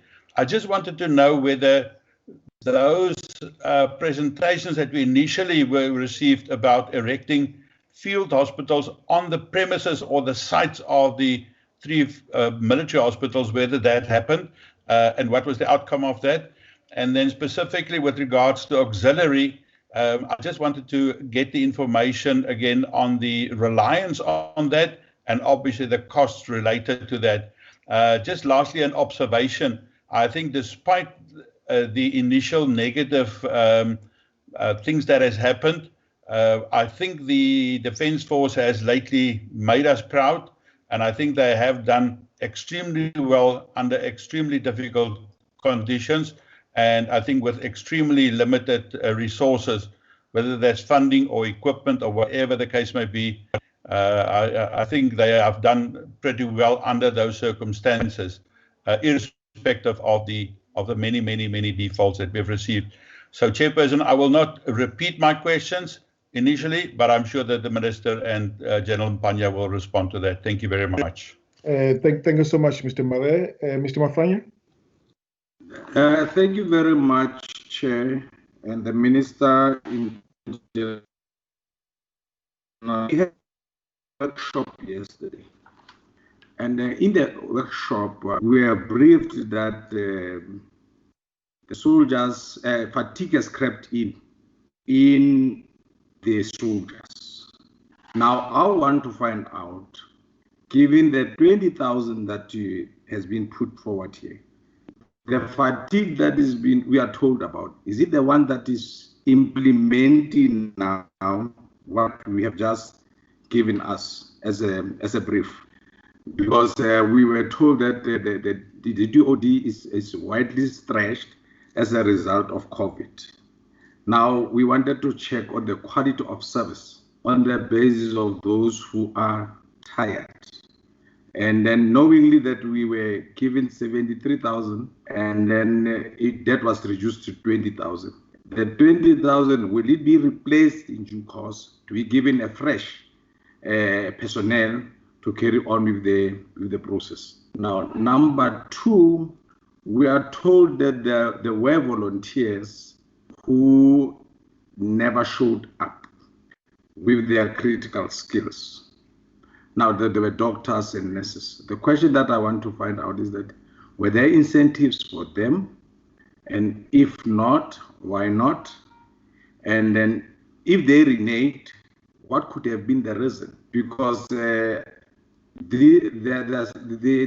perform very critical skills. As a result of that, it means it is treasonous to promise to give such a service, and at the end of it, you renege on it, whilst we are able to have doctors as far as Cuba to come and assist with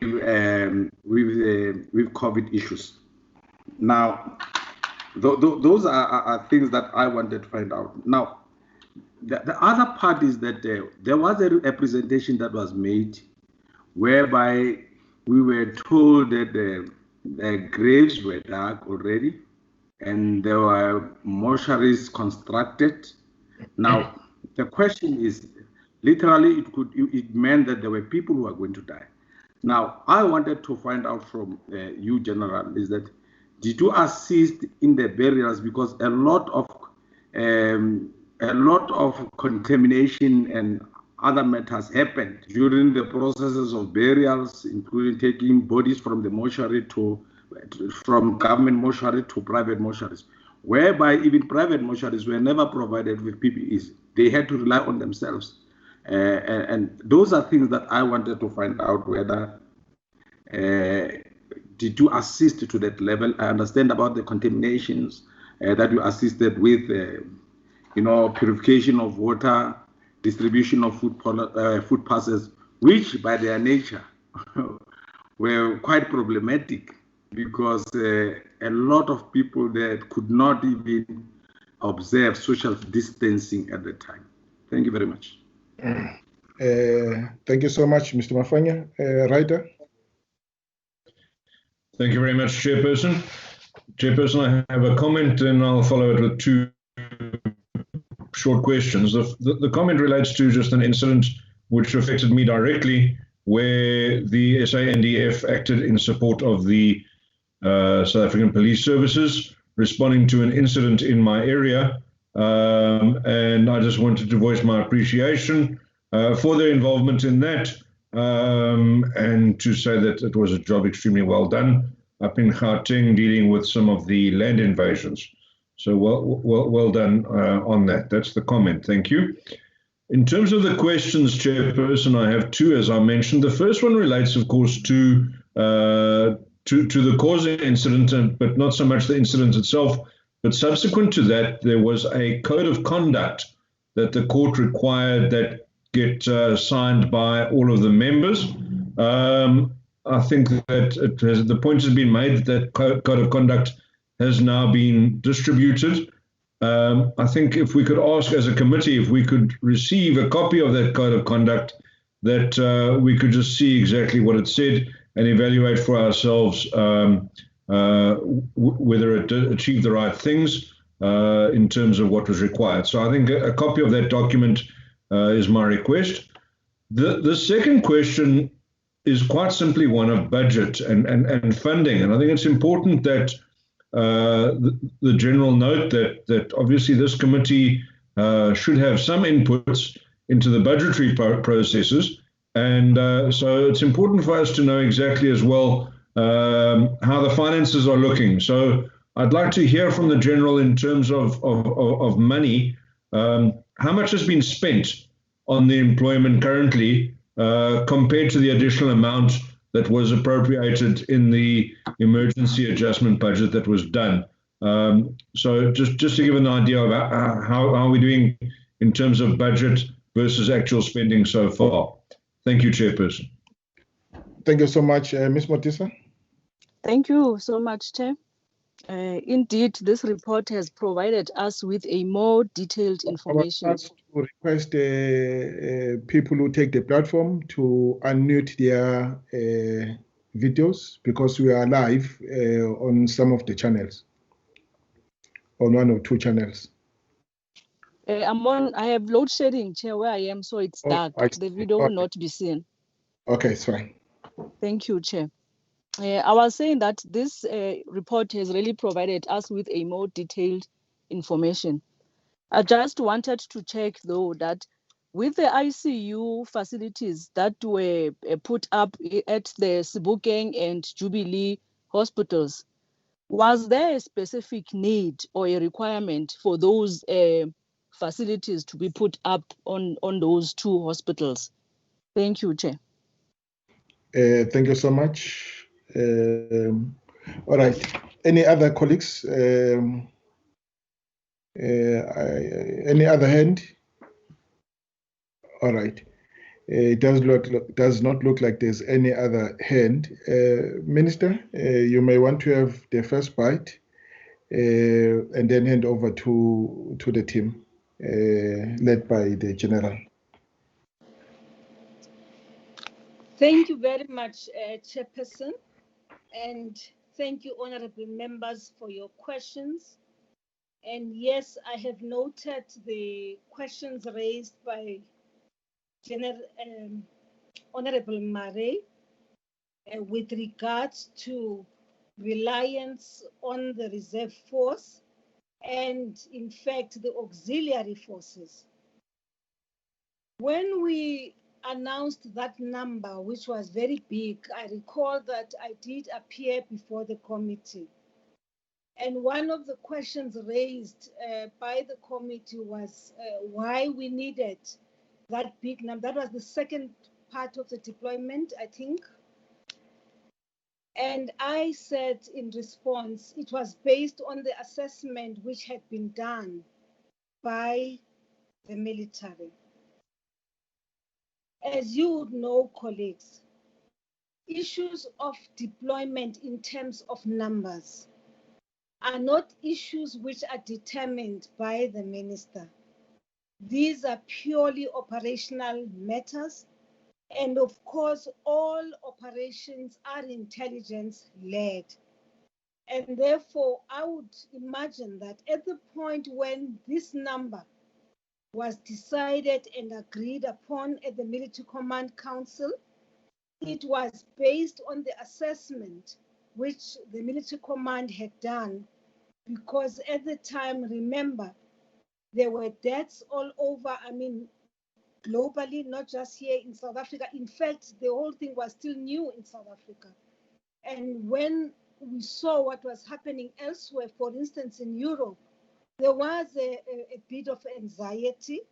And what we said was, at the end of the day, when all chips are down, the last man standing should be members of the South African National Defence Force. I even made a remark which probably could have been seen rather as insensitive, but in terms of the Defence Force, a possible reality, which is that at the end of it all, when things are down, members of the Defence Force, if the pandemic had gone the way we thought it would, there would have to come a time when they would even, as somebody has raised, I'm sorry, Honorable, sorry that I don't recall the name, that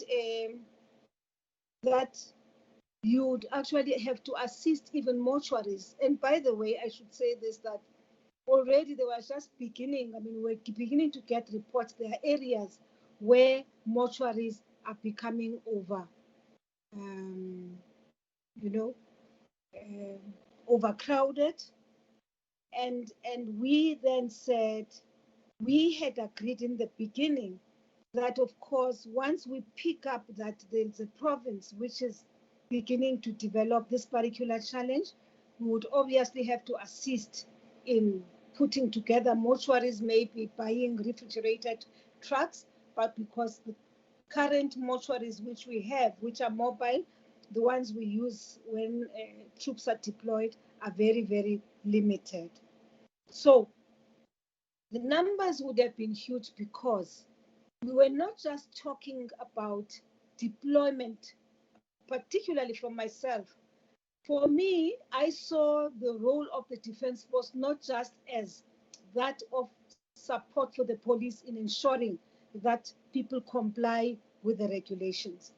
I didn't see it as a role of the Defence Force just manning roadblocks without conducting screening at those roadblocks. For me, it was about, yes, enforcement of the law for people to comply with the regulations, but also make sure that the Defence Force is deployed to, according to the district models, to hospitals, to clinics, that there should never be situations where South Africans are saying there isn't enough doctors, that we don't have enough nurses. Once there are challenges with regards to health, we should be there in support of the Department of Health. That's the critical role I saw. In fact, I know, Chair and honorable members, that when you engage with the Military Command Council, the emphasis is always that, Minister, our main task is to ensure that our soldiers are okay. And I say you are correct that the main responsibility of South African military health services is to provide medical services to your troops. But equally, we have a responsibility as the South African National Defence Force to come in and assist the Department of Health when the Department of Health is overwhelmed. So you can't say we would look after the soldiers only, and if South Africans are dying, you will not come in and assist South Africans. That's the other thing. The other matter, honorable members, we saw ourselves playing a role in direct service delivery issues. For instance, if I may cite, we have the Department of Water and Sanitation, right? Obviously, we all know that in South Africa, we still have challenges, serious ones, of infrastructure. So we said in areas where there is a need for us to ferry, tanks of water, that the Defence Force would come in and assist in doing that. I recall that the president, one of the things he kept on raising is when he was talking about where are the soldiers other than in law enforcement, he talked about water reticulation. And the directive immediately was, Chief of the Defence Force, make sure that our engineers go out and that we deal with issues of water reticulation in the different provinces. We may not have adequate capacity, but let us take advantage of the fact that we now have, for instance, your auxiliary forces and your, by the way, I should say this, through this meeting, it's important that we express a word of appreciation, in particular to the reserve force and to the auxiliary forces, because the people who are in the reserve force, some of them, by the way, let's say in the situation of doctors, are people who are elderly with comorbidities, but they still volunteer their services because they are patriots. So, indeed, Honorable Marais, whilst we were dealing with issues of border control and so on, border security, remember, we had decided that the borderline must be completely sealed. That, in spite of what you have seen on TV, what you've seen on social media, with people trying to cross into South Africa who are hungry, coming to buy food and so on. But there was an attempt, there was an effort to make sure that the border is completely sealed, because we knew there would be leakages, because we have a number of border of entry points in South Africa. And when we seal them, therefore people would find illegal ways of crossing into the Republic of South Africa. Now, a matter has been raised here of Field Hospital, Honorable Murray. Just to say that, I must say that this deployment, I believe, and this is what I would like to convey to the Commander-in-Chief post this whole thing, has really exposed our weaknesses as a country in different ways, in different areas of work. And one of the critical weaknesses is the ability to plan and the pace at which you then implement your plans. Now, as far as I'm concerned, I had a bit of a challenge of, here are the plans, very good plans, very sound plans, but movement required resources, and the resources were very limited.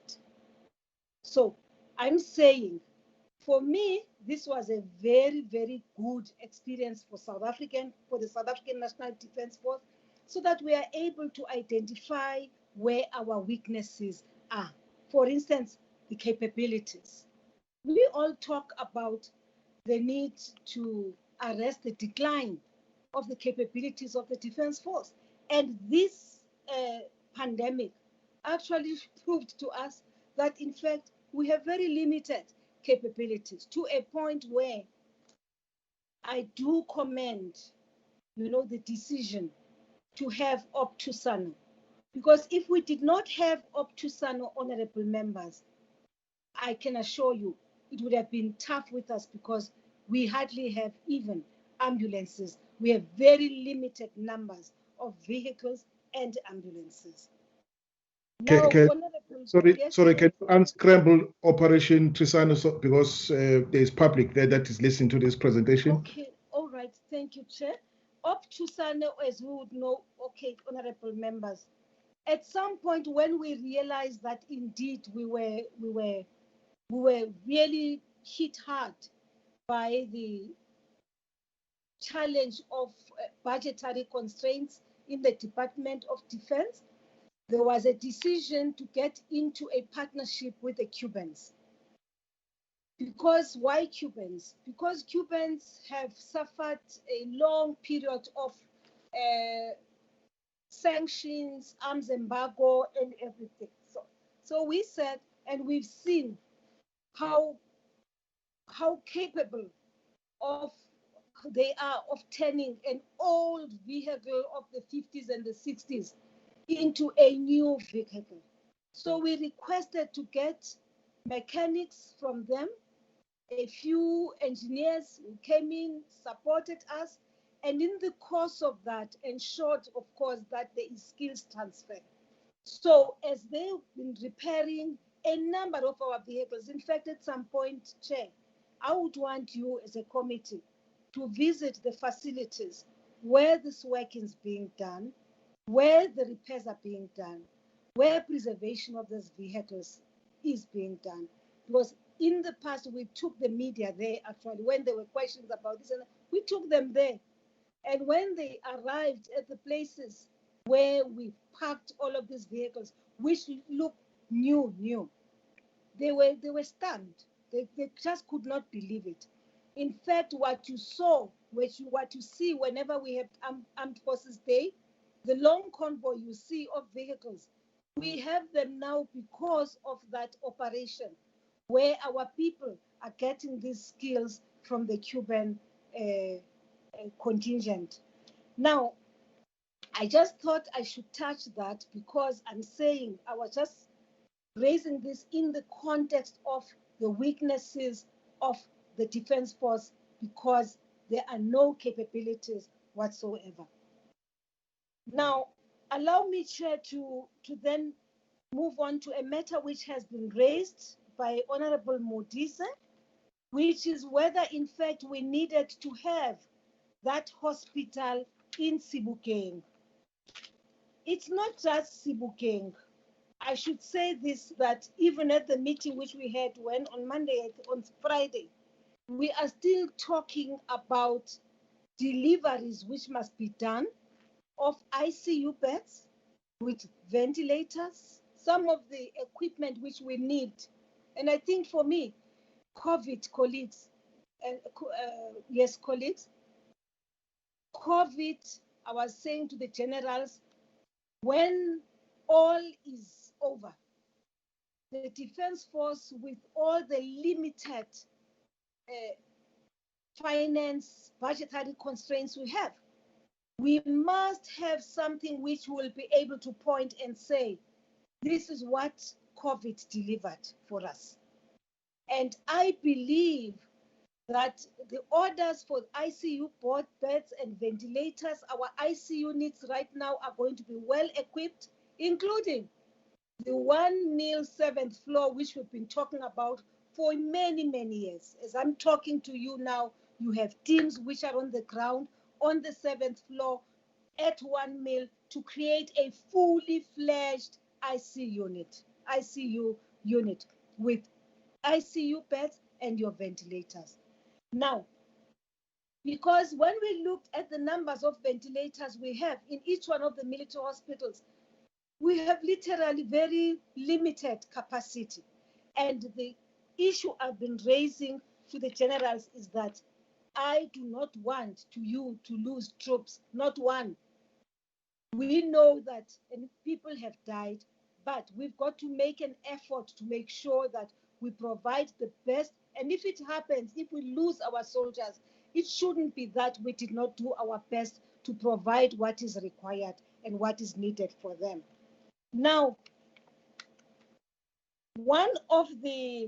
so as I'm saying this, then, honorable members, the ICU beds, your ventilators, most of them which have been ordered, there's still delivery, and perhaps by end of September, we should invite you to come and see everything which we have done, because honestly, National Treasury and the National Command Council, and in particular the Commander-in-Chief, really gave us maximum support so that the Defense Force is able to do whatever is necessary, which is required by the people of South Africa.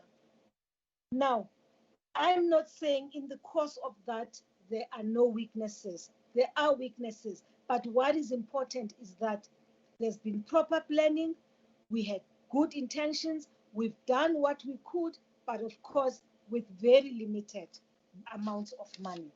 Now, the honorable member raised the matter of field hospitals.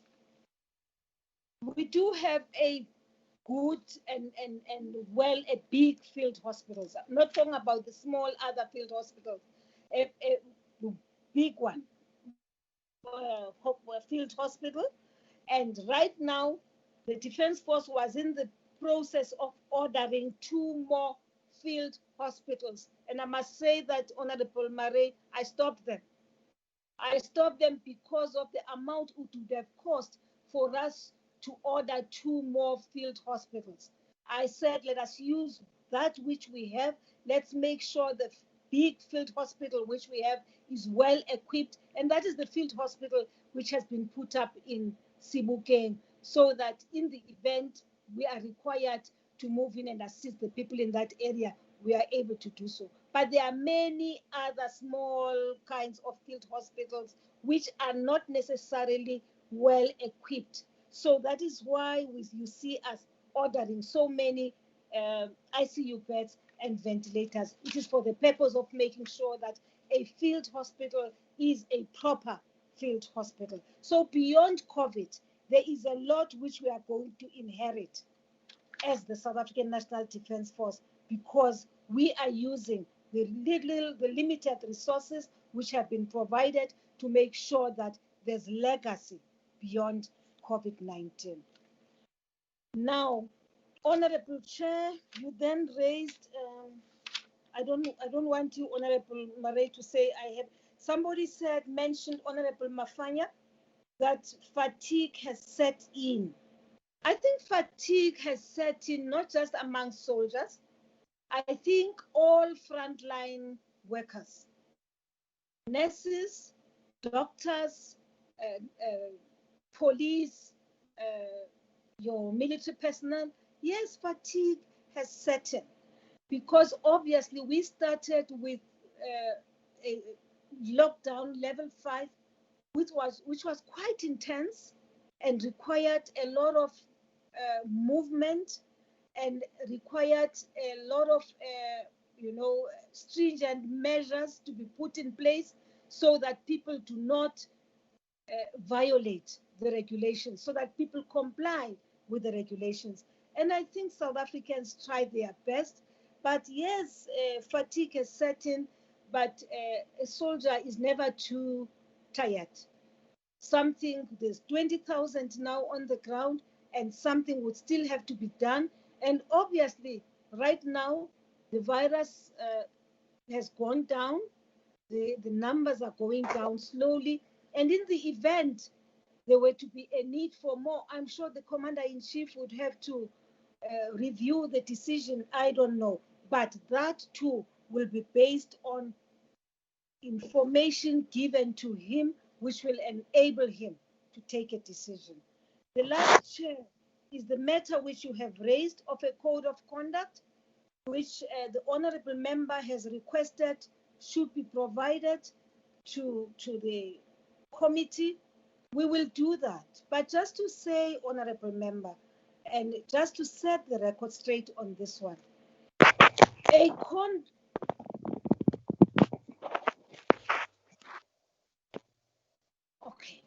code of conduct, whenever there are ceremonies where the Defence Force is involved. If you have a parade, for instance, the first thing before the parade, after the prayers, the first thing your soldiers will do is to recite the code of conduct of the South African National Defence Force. So a code of conduct is something which every man or woman in uniform of the Defence Force should know by heart. So even in the challenges that we have had, it's not as though some of the mishaps and some of the maybe the excesses which have been committed by the soldiers, it is because they did not understand their code of conduct. Soldiers understand their code of conduct. They recite it at every gathering. So they have actually internalized what the meaning of the code of conduct is and the elements of that code of conduct. But we will forward a copy of the code of conduct to the honorable members for your just for your perusal. I think, Chair, on my side, I've tried to answer the questions as much as is possible. And I think if there are matters which I have not responded to, let me just very briefly, honorable members, talk to the issues of PPEs, which is a subject of the time now, everywhere, wherever you go.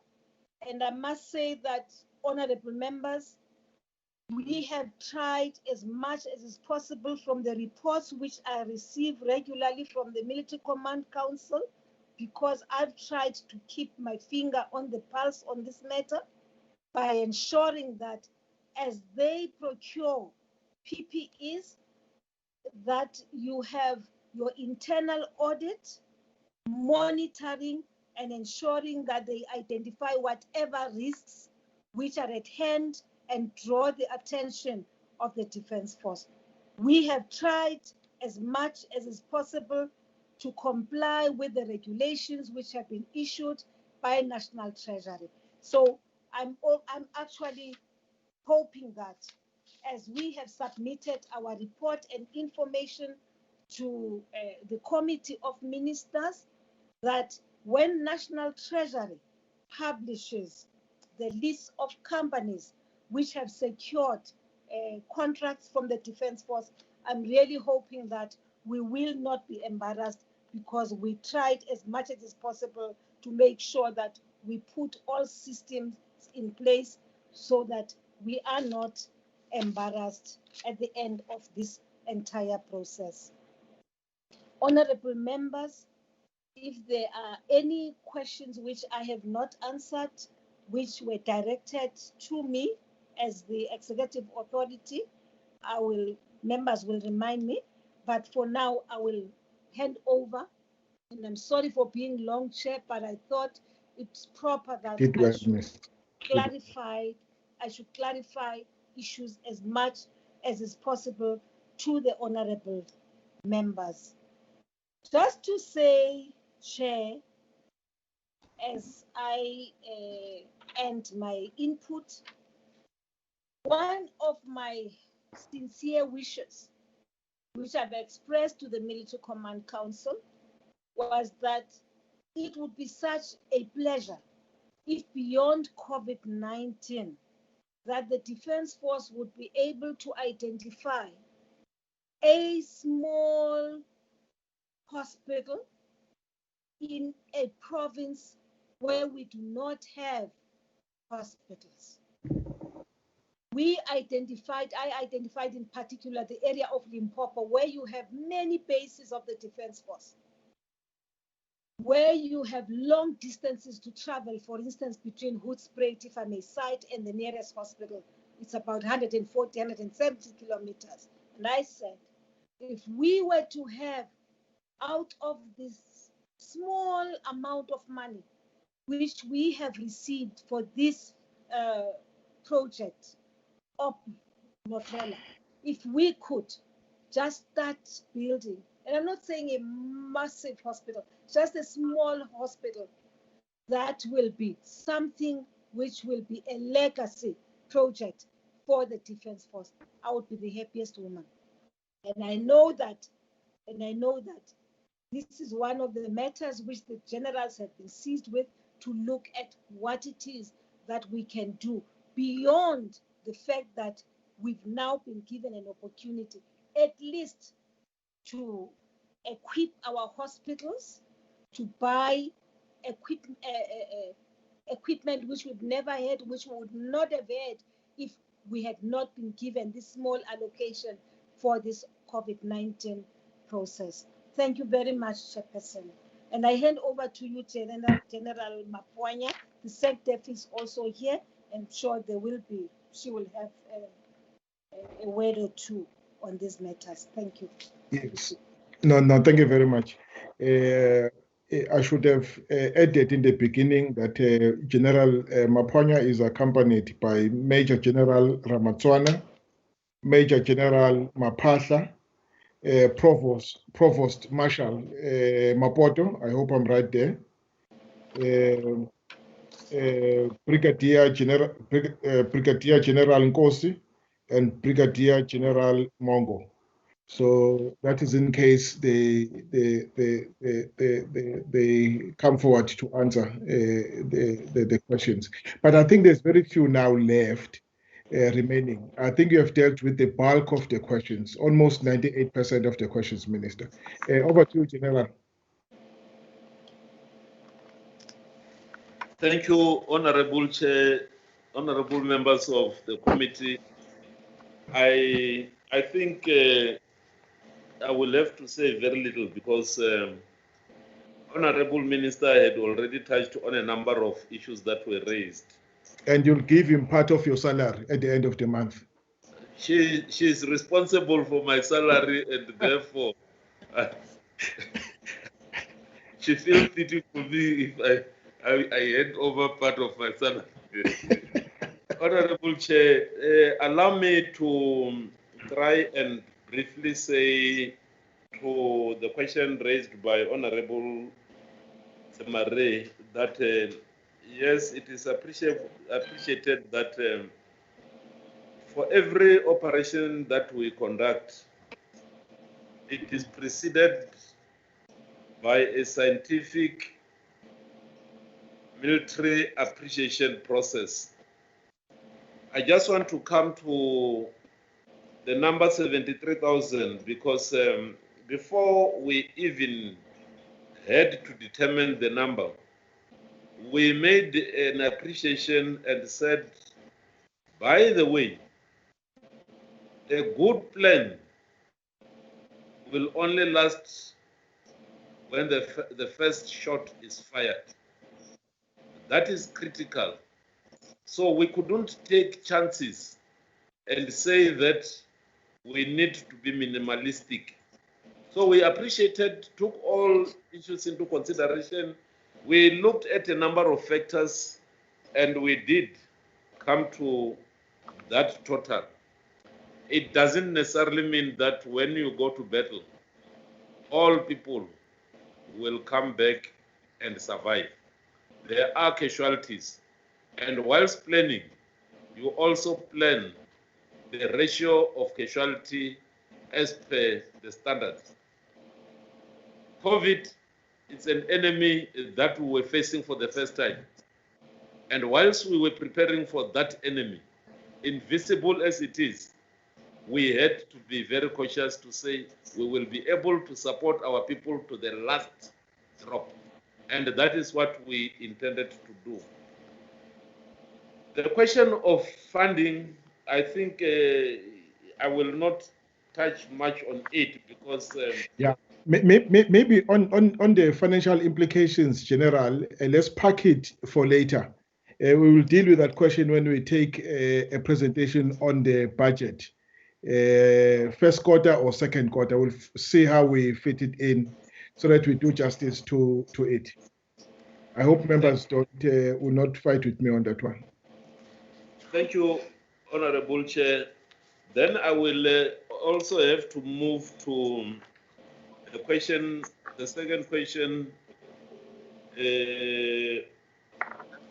on auxiliary. I think the Minister had already responded to that. I wanted to ask one of my members to respond to it, but I feel that it will be an overkill. If you find that something is killed, it cannot die twice.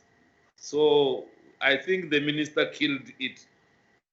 The question that was raised by Honorable Mafanya, which actually emanated from the workshop in terms of fatigue. The Minister touched on it. However, I just want to indicate that resilience is one of the issues that we emphasize to our deploying members. And we've got teams that had been put together to deal with that. Yes, indeed, we have, during the planning stage, like any military operation, we go on the ratio of 1 to 3, as I have indicated. That is the other thing. So, but with regard to all other issues, I don't think I will still have to comment on it than to say that Honorable Minister had touched extensively on the matters. Thank you, Honorable Chair. Thank you so much, General, for the presentation. There's something that the SANDF wants to add. SANDF, over to you. Thank you very much, Chairperson. I think that the Minister and the General have covered the bigger part of the thing. Just to say that in addition to the issue the Minister had spoken about on the legacy project, I just thought that maybe I can augment a little bit of information to say that in about a month's time, our 7th floor at 1 mil would be ready, and we would be having about 78 ICU beds. But because now we are in the process of COVID, part of that is going to be utilized for the COVID, and then also taking into account the protocols of COVID, where we have to social distance, so to speak. So initially the plan was that we will end up with 100 beds, but when they look at the space and what can be done to maximize what we can get out of the space, so that now brings us to about 78 units that will 78 beds that will be brought up. But also to mention that that is a 10-key project, and we had gone there and then accompanied by General Litwaba, and I had a view of what was happening.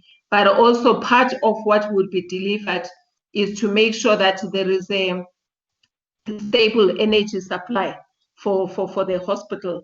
And I just also want to say that we have embarked on a project. We have a small hospital that has been erected outside Milwan, and that is actually being fueled using hydrogen cell fuel. And it even has some ICU beds in it. And this is a project that we're doing in conjunction with the Department of Science and Innovation. So once that project is successful, we are hoping that we can use hydrogen fuel to actually power our hospitals. So I think that is one of the things that we are looking into. Then the second issue, Chairperson, that I wanted to touch on is the issue of the budget. I think we have already submitted a quarterly report as per the requirements of the Portfolio Committee. And when we come to present the first quarter report, we will go very much into details about the finances that have been given to the department to participate in Operation Notlela. And I think that we will give you all the necessary details. And as the minister had also mentioned, is that at this point in time, you may be aware that the Department of National Treasury, as a result of the letter that the ministers had received from the president, we were required as the departments to declare the procurement that had happened around the issues of the PPE. So the company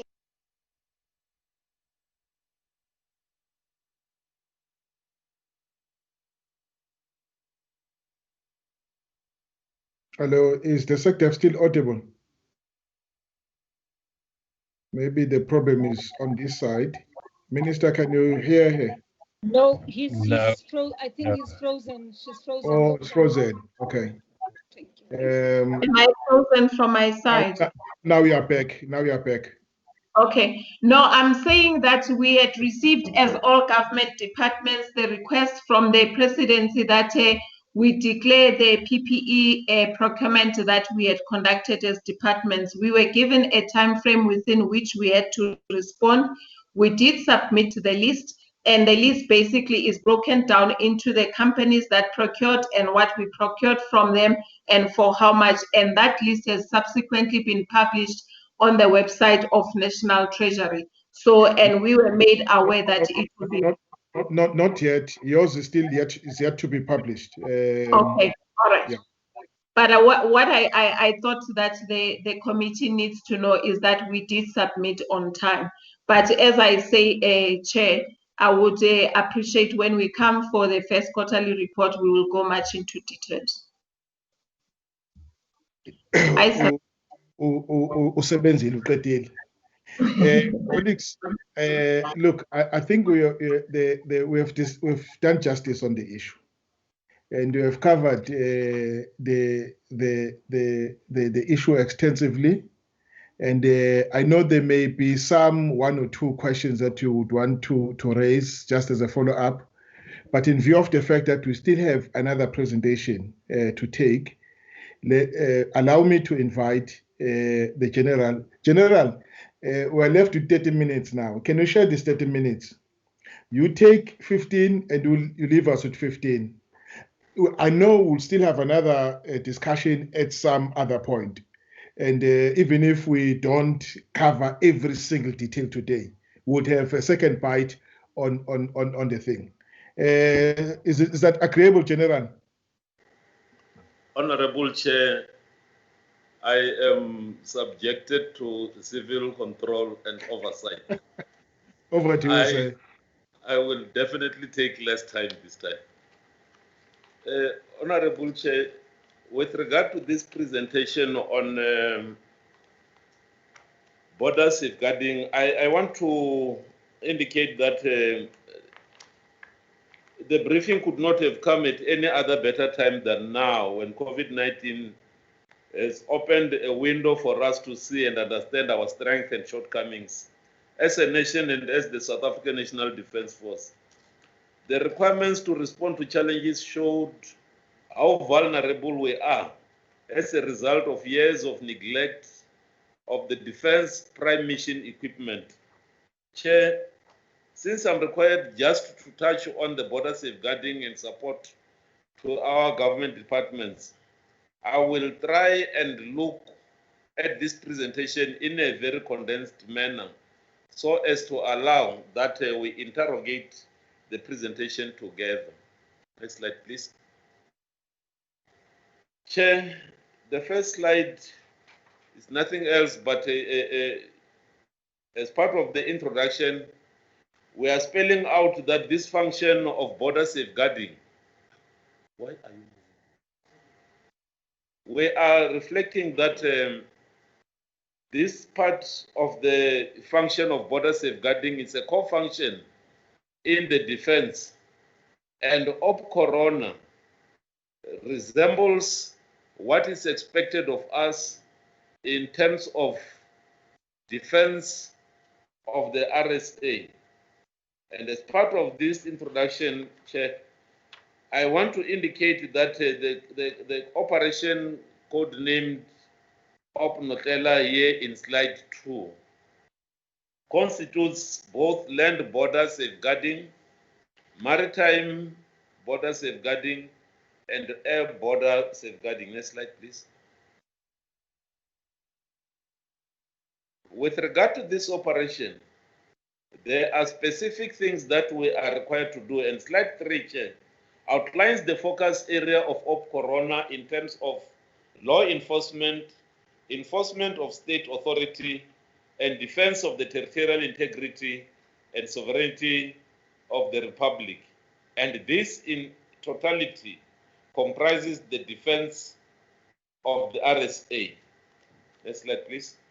Slide 4 provides additional functions or operations that the South African National Defence Force conducts in support of other state departments and state agencies in the form of safety and security support that is now dubbed Op Prosper, disaster relief and humanitarian assistance, which we call Op Chariot, search and rescue operations, which we have dubbed Op Arabella. Next slide, please. Slide 5, Chair, provides the legal framework under which the South African National Defence Force is given powers that are similar to those of the SAPS when deployed under Section 20, subsection 1 of the Defence Act of 42 of 2002. So these are the legal frameworks that provides us with the similar powers as the South African Police. Next slide, please.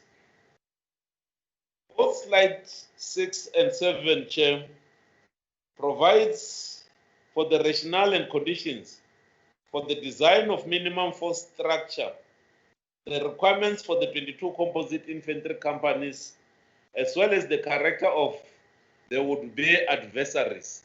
So these are the rationale to say we had come to the conclusion that should we deploy 22 companies, the concept that has to be followed is maneuveristic, and therefore certain infrastructures has to be put in place. And that is the only rationale why we had to go to 22. 22 companies couldn't man our borders as it should have been required. And therefore, all these aspects that had been put down there are the requirements for us to be able to man our borders optimally, even if it is only with the 22 companies. Next slide, please. So this slide, as I indicated, Chair, is the one that I'm saying it spells out the character of the would-be adversaries in terms of the asymmetric nature of the adversaries and the agility and mobility and the avoidance to come to contact with the security forces. And as such, they use level of intelligence that they gather and then use technology to try and avoid the law enforcement agencies. Next slide, please. This is the aim for us to present to you. Next slide, please.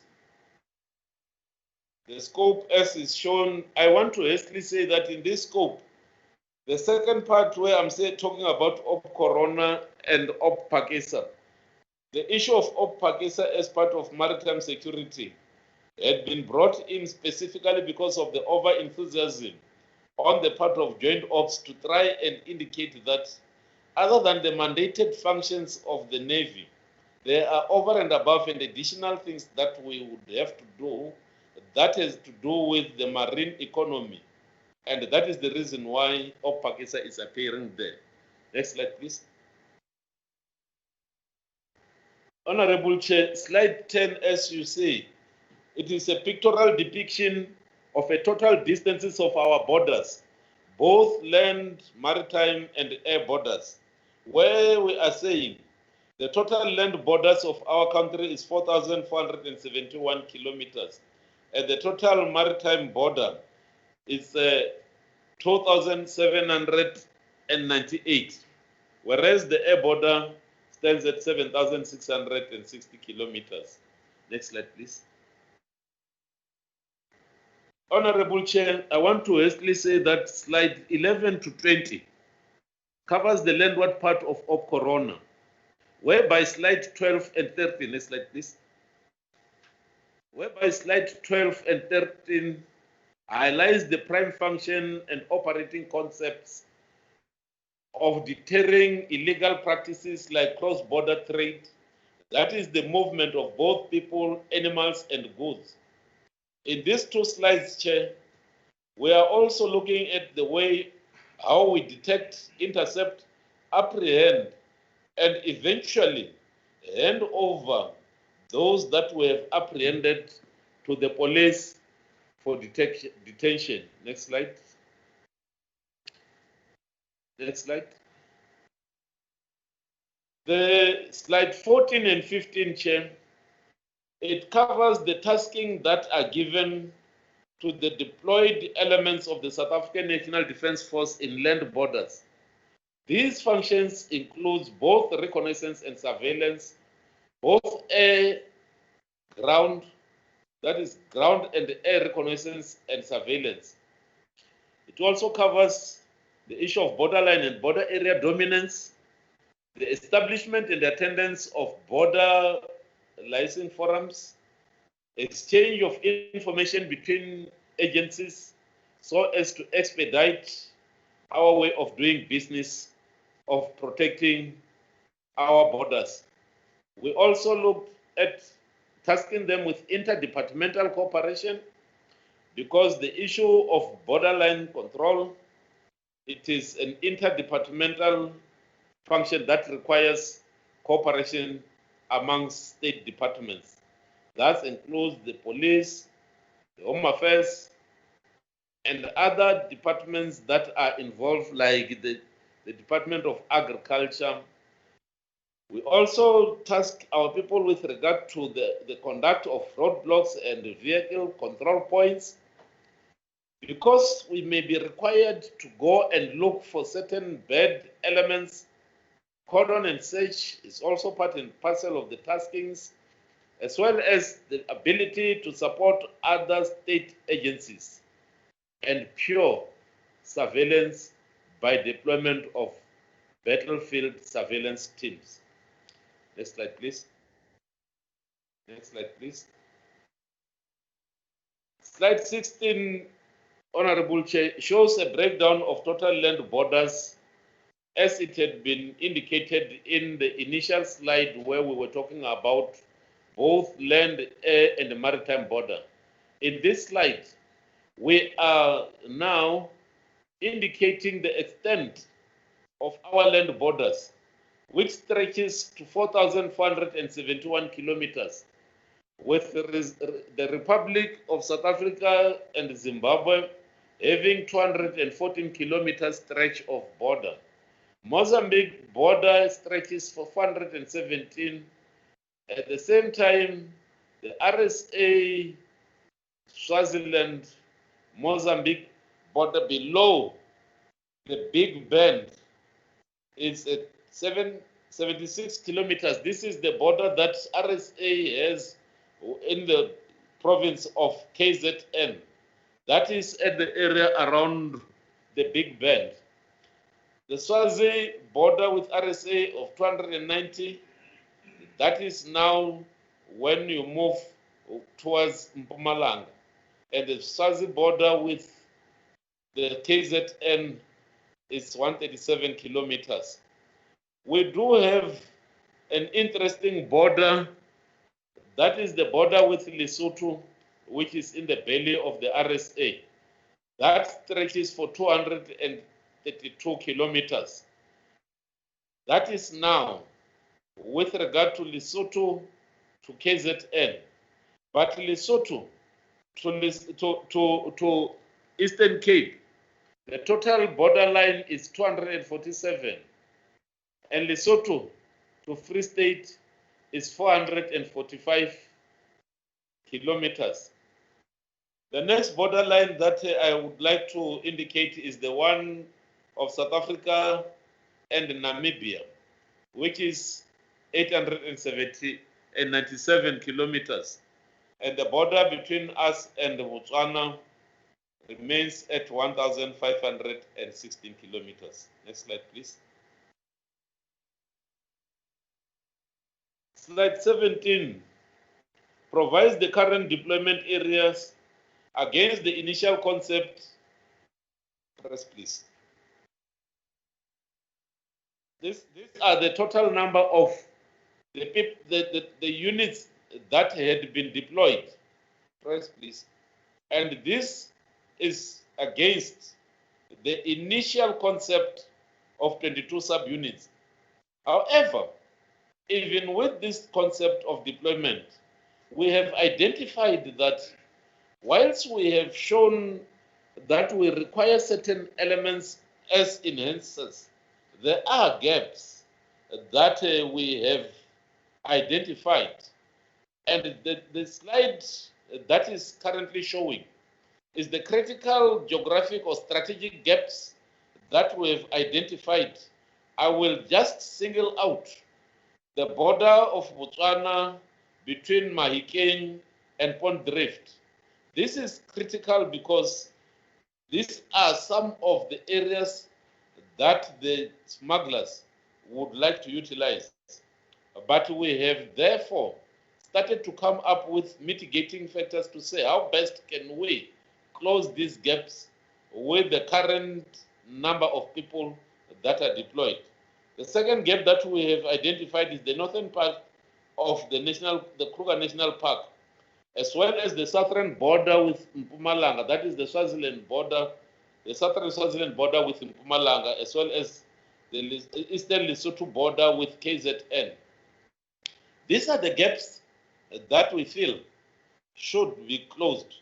And we have now, during this period, put together at least temporary measures that will require that should we do away with Operation Notlela, we will require more additional forces and more funding, because it's not about the funding for bodies, but the prime mission equipment and the training that goes with the personnel that has to be deployed. Next slide, please. Honorable Chair, slide 19, short as it is indicating the South African National Defence Force output with regard to apprehension of undocumented personnel, as well as the confiscation of narcotics, contrabands, goods, livestock, and stolen vehicles. Next slide, please. Slide 20, Honorable Chair, I think this one we can just browse through and leave it because this is a subsection landward recommendations, which will be summarized at the end in terms of the entire requirement for border safeguarding function. Next slide, please. The next slide, 21 to 28, Honorable Chair, is AirOps part of Op Corona, which is more conceptual. Next slide, please. Where you'll find that both slide 22 and slide 23 is addressing mainly the conceptual idea or ideal air defense requirements that addresses the surveillance, control, and air defense of the RSA. This is the system. So it's an ideal situation. Ideal. All right. Ideal, and it's conceptual, specifically because we are not funded to be able to provide the full complex setup of surveillance, control, and air defense system as will be depicted in the next slide. This system can be converted during the war to form part of the major combat operations as indicated. Next slide, please. Slide 24.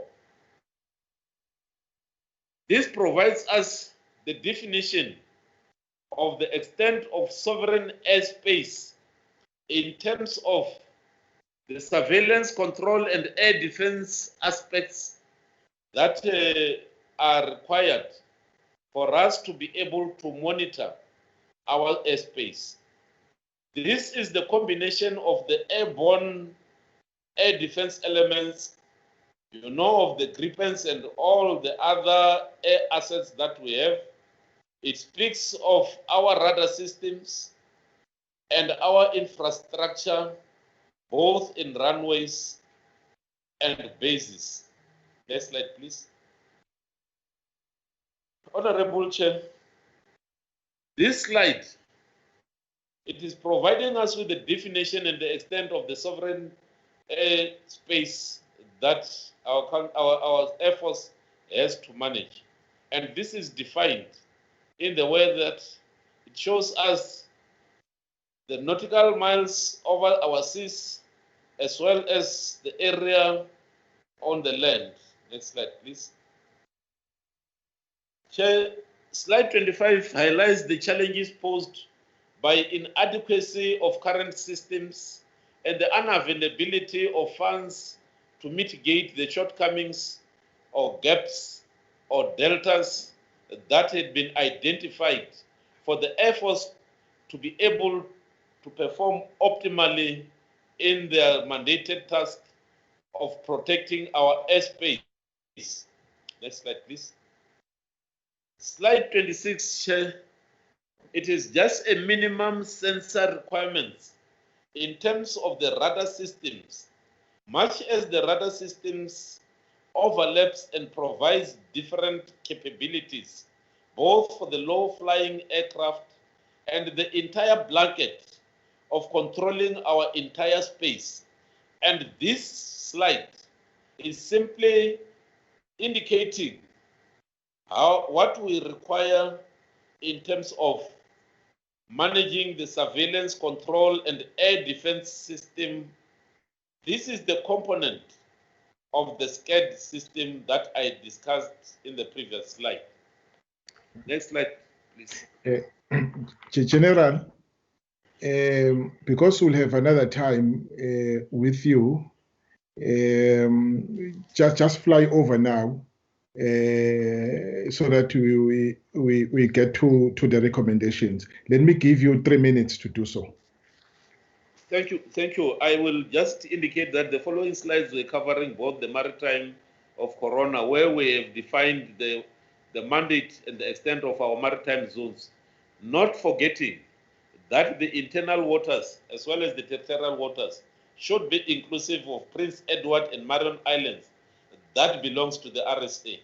And therefore, we are saying that the current capacity that the Navy has can only go to the 84 days allocated maritime patrol for surface ships.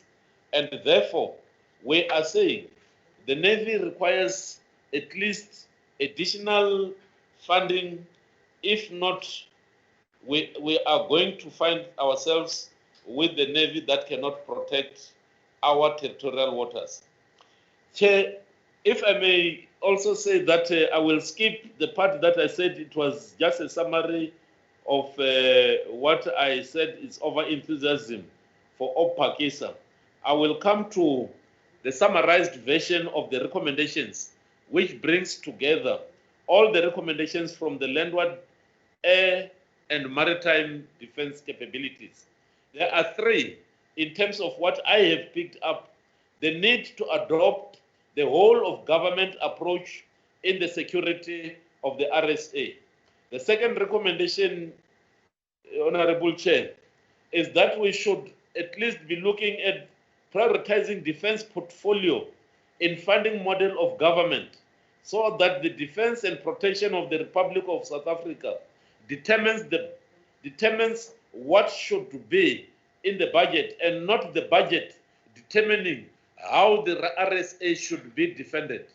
That is the second recommendation that we are bringing to this committee that we so much respect. The last one is the upgrade of both the road and fence infrastructure and the infrastructure for accommodating our troops in the border areas. The question remains, and allow me, Honorable Chair, to request that I plead that the function of borderline defense be taken as the key for prosperity and economic well-being of the RSA, because nothing will happen unless if we are responsible and can take care of our borders. My parting shot, this August House that is so respected, I take it that you will really help us in resourcing and capacitating us to fulfill this sacred mandate of defending our beautiful countries. Let us now wrap up by saying, whatever we do today, let's heed what the great strategist in Sun Tzu once said, who said, in times of peace, prepare for war. So let us prepare for what we may face in future. For the evidence is very clear that activities in our neighboring countries may end up affecting us, and as such, let us be ready for any eventuality. I thank you, Honorable Chair. That is the end of our presentation. Thank you very much, General, for a comprehensive presentation today. Well done. Colleagues, let me just recognize you. We're running out of time, but I'm sure you can borrow me your 20 minutes. Mr. Mare, you first. Who's this? Miss Pickers? Is that Yes, Pickers? Chair. All right. And Yes, then Mr. Chair. Ryder. Okay, it's fine. Yes. Mare, Pickers, Ryder. Any other? Yeah. All right. Who's that? Who's that? Tabo. Yes. Oh, okay. Honorable Tabo. All right. So I have these four colleagues for now. Let me start with you, Mare, Bukas, Ryder, and Tabo. In that order, please. Mare. Thank you very much, Chair. Thank you, General, for this presentation. Chair, I mean, this is so frustrating that this is such a huge, important, and utter important presentation that we are dealing with now. And now we sit in a position where that we cannot even complete the presentation. And I've gone through that, and there is incredible important stuff in there. My request is that we have to get a specific presentation in a day on this. This is the essence of what we require. And we cannot just brush over this. So that's my first request. Then just to the General, thank you so much for the presentation. You've touched on a few things, and I'm just going to highlight a few that is of importance to me. We have all now become aware of what is happening in Mozambique, and that specifically relates to the border with Zimbabwe and Mozambique on Mpumalanga side, Kruger side, and also the KZN border. I had hoped that we will get to a point where we can say that we acknowledge the threat of the potential threat and the reports of additional movement and increased movement across those borders, that we will have a situation that we can deploy more companies on those borders. I see that General is referring to 22 companies, although we know that only 15 is currently deployed. So that is a very important thing. I specifically want to ask the question to the General. He hasn't referred to the use of cyber technology like drones, like other mechanisms, like even satellite as a force multiplier, so that we can basically use our soldiers as a reaction force and that we can have a 24/7 surveillance of our land borders. Because it has been reported that these guys are clever.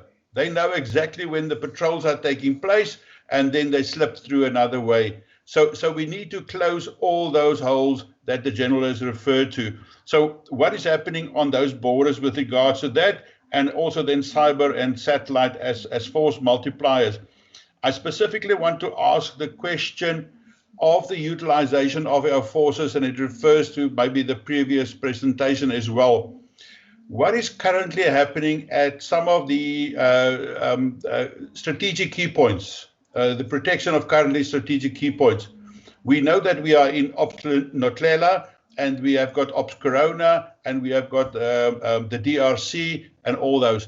What is happening currently at, for instance, the R? We have seen the reports on the R and the enormous, I think, high-risk situation at the munition depot of the R and Jan Kempdorp. What are we doing to make sure that our country and our citizens stay safe? We need to look at that as comprehensive and as a cohesive plan, not in silos. Eventually, it's about the whole. I also want to ask the General, he has referred to the air surveillance and maritime surveillance, and I do agree that we are totally exposed in those areas. How do we deal with this? And that boils down to my previous question with regards to the funding, and hopefully we will get to that. Because, you know, somehow we need to say, take away the nice-to-be expenses and priorities, and refocus them on these areas that even you have as indicated, high risk, but that we are actually totally exposed, and in some cases it's non-existent. We have to do something. We cannot wait until the war is on us and then we say we should have prepared, we should have done this. This is part of the learning curve of hopefully, Minister, what you have said, that this is where we have to learn and see how vulnerable we are. And my goodness, if we cannot do something now, and if the Commander-in-Chief cannot support us, hell, I don't know what we are doing here. This is of major importance, and I need you to just respond to that. And we need to take this forward, Chairperson. This is not something that we can just quickly brush over and have a half an hour on. This is nearly a full day situation. We need to unpack this. Otherwise, we're not doing our job as an oversight mechanism. Thank you very much. Thank you so much, Mr. Mare. Ms. Björkos? Thank you, Chair. Chair, my gadget is freezing, so sorry. I'm trying. Yes. Thanks for the presentation, Chair. But my concern is the radius between the different camps, with a specific reference to the Northern Cape, the Vioolstrof on Sepkans area. My question is, Chair, who is in charge of identifying the areas for the camps? And can they, for example, change or rotate the sites where the camps must be to cover the specific areas and to close the gaps for the smugglers? Chair, their focus is mostly on urban areas where in instances there's enough resources, better roads, etc. Where, for example, in rural areas, we are struggling, we don't have manpower or resources to effectively curb the pandemic. But looking at the case, at the lockdown cases, where they find, for example, at the roadblocks, alcohol, drugs, and so on, what processes are in place for the monitoring the outcome of that cases? To send out a strong message that we are serious about the regulations.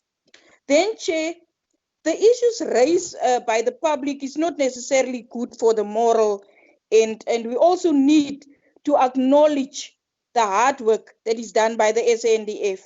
Is there a program in place to assure them that we acknowledge and appreciate what they are doing in this new normal? And what are they doing as a department to boost the moral of the soldiers? Then lastly, Chair, to the Minister, we are looking forward to the establishment of that legacy project. Thank you, Chair. Thank you so much, Mr. Ryder. Thank you very much, Chairperson. Yeah. Chair, I'd like to echo Mr. Marais' sentiments that this is far too an important topic for us to brush over quickly, and I really think we need to focus a lot more on this discussion.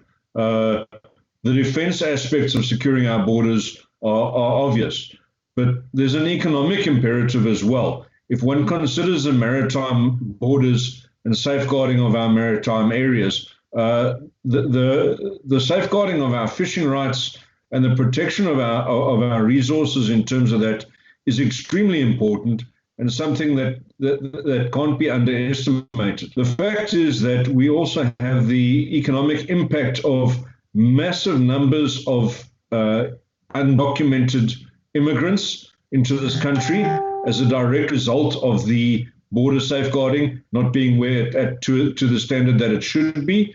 And we find ourselves with municipalities whose budgets are under massive strain because they are providing services to people that they can't budget for because these people are undocumented. And they're not aware. You can't plan for people that are not documented. So it's a massive concern in terms of that. Then, of course, there's the cross-border crime that seems to be an increasing issue. And certainly, I'd like to perhaps focus on the stock theft issues that are happening, particularly on the border with Lesotho. So between Clarence and Fourierburg, the Lesotho-South African border seems to be completely open. It doesn't look like there's any control over the cross-border crimes that are happening there. And I really would like to interrogate the role of the Defence Force in terms of that specifically. We've heard now as well of the Northern Cape's issues from Honourable Beukes. The fact that, does the Defence Force have the ability to cross the border in pursuit of people that are involved in crime? Do they have powers of arrest?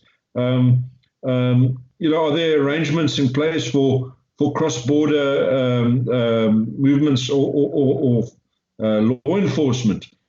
If someone goes across the border, do we have the power to go in and in terms of international agreements, to go and arrest people?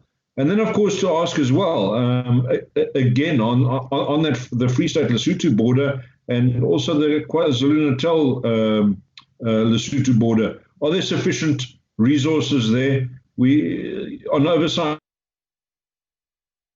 we found that there's insufficient number of people that are there. Those that are there we're quite away from the border as well. And then you find the Caledon River, which is completely unmanned, no control over who enters and leaves.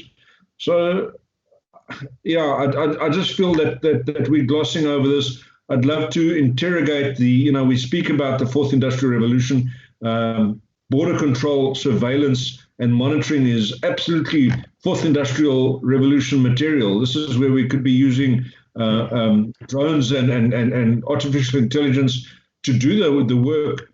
Perhaps, you know, a small amount of investment, capital investment could save us operational investment or expenditure over years. And I think we really need to unpack that further. Chair, I'm asking, please, let's have this over a much longer period that we can discuss it. Thank you. Okay, thank you. Mr. Mutle? Okay, thank you, Honorable Chair. I think the latter part of Honorable Ryder's assertion is what I wanted to raise.